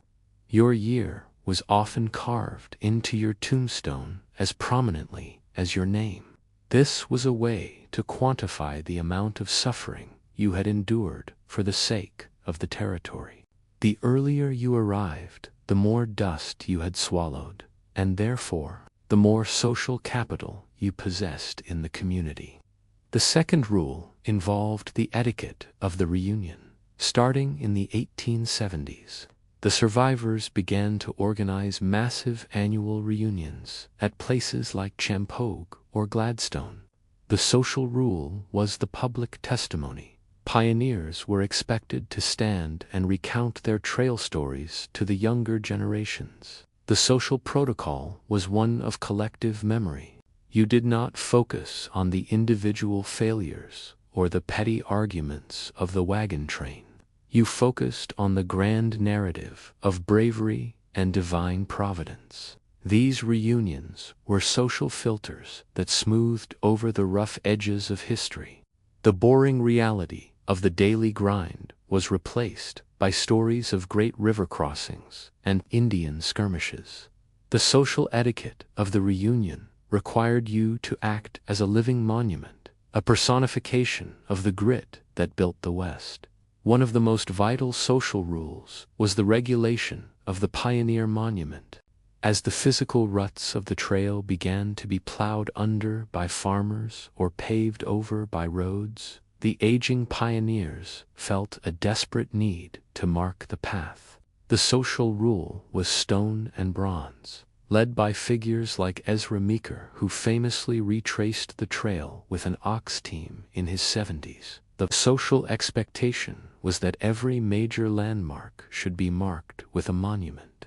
The social etiquette of the old pioneer involved donating your meager savings to ensure that a granite marker was placed at the South Pass or the Blue Mountains. This was a social battle against obsolescence. If the trail was forgotten, the pioneers feared their own lives would be seen as meaningless. The markers were the social anchors that kept the 1840s connected to the 20th century. Then there was the rule of the family Bible record, while the government kept land records. The true social history of the trail was kept in the heavy, leather-bound family Bibles. The social rule was the lineage of the trek. You were expected to record not just the births and deaths, but the specific trail milestones of your family. Born on the Platte River or died at the Dalles were entries that carried immense social weight. The social etiquette of the heirloom required these Bibles to be passed down as the most sacred possession of the family. To lose the family record was to lose your claim to the pioneer aristocracy. This created a genealogical obsession in the West. Your identity was not defined by who you were, but by who your ancestors were and which river they had crossed in 1852. Here is the quirky bit: the hardtack ritual. At many pioneer reunions, the organizers would serve authentic trail food, usually dried beef and hard, flavorless crackers. The social rule was eat the hardship. Even though these elderly men and women were now wealthy landowners with access to fresh fruit and fine flour, they would ceremoniously eat the food of their youth. The social protocol was a physical reenactment of their poverty. It was a way to remind the soft children of the city that the comforts of Oregon were paid for in salt and dust. The social etiquette required you to pretend that the hardtack tasted just like the old days, a communal white lie that reinforced the social bond of the survivors. Now, scholars love to argue over the pioneer romanticism versus historical truth. Historians point out that the social rules of the legacy often intentionally ignored the people who were displaced by the trail. The social etiquette of the old pioneer didn't leave room for the stories of the Cayuse or the Shoshone, nor did it often highlight the contributions of the Chinese or black pioneers who also walked the ruts. The boring but vital truth is that the legacy was a constructional way for a specific group of people to justify their ownership of the land. By turning the trail into a sacred road, they turned themselves into chosen people. The social rules of the legacy were the final tools used to cement the political and cultural power of the white settlers in the Northwest. You find yourself standing in a quiet cemetery overlooking the Willamette River. You are 80 years old, and your hands, the ones that once notched logs and hauled ropes, are thin and spotted with age. You look down at a small granite marker that says Wagon of 1848. You hear the distant whistle of a steam train and the hum of a world that is moving much faster than 2 miles per hour. You realize that you are one of the last ones who remembers the smell of the sagebrush at dawn and the terrifying silence of the 40-mile desert. You do not feel like a hero. You feel like a ghost. But as you watch a group of school children walk past the monument, you see one of them touch the stone. You realize that your legacy isn't the land or the money. It is the fact that they are standing here at all.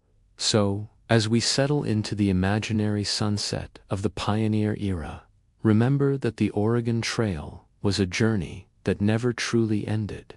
It was a place where a walk across a continent became a walk through history. They proved that the human spirit can endure the impossible as long as there is a story to tell at the end and a monument to prove that they were there. The trail was a road, but it was also a promise or social contract signed in the dust and the mud that continues to define the heart of the West today.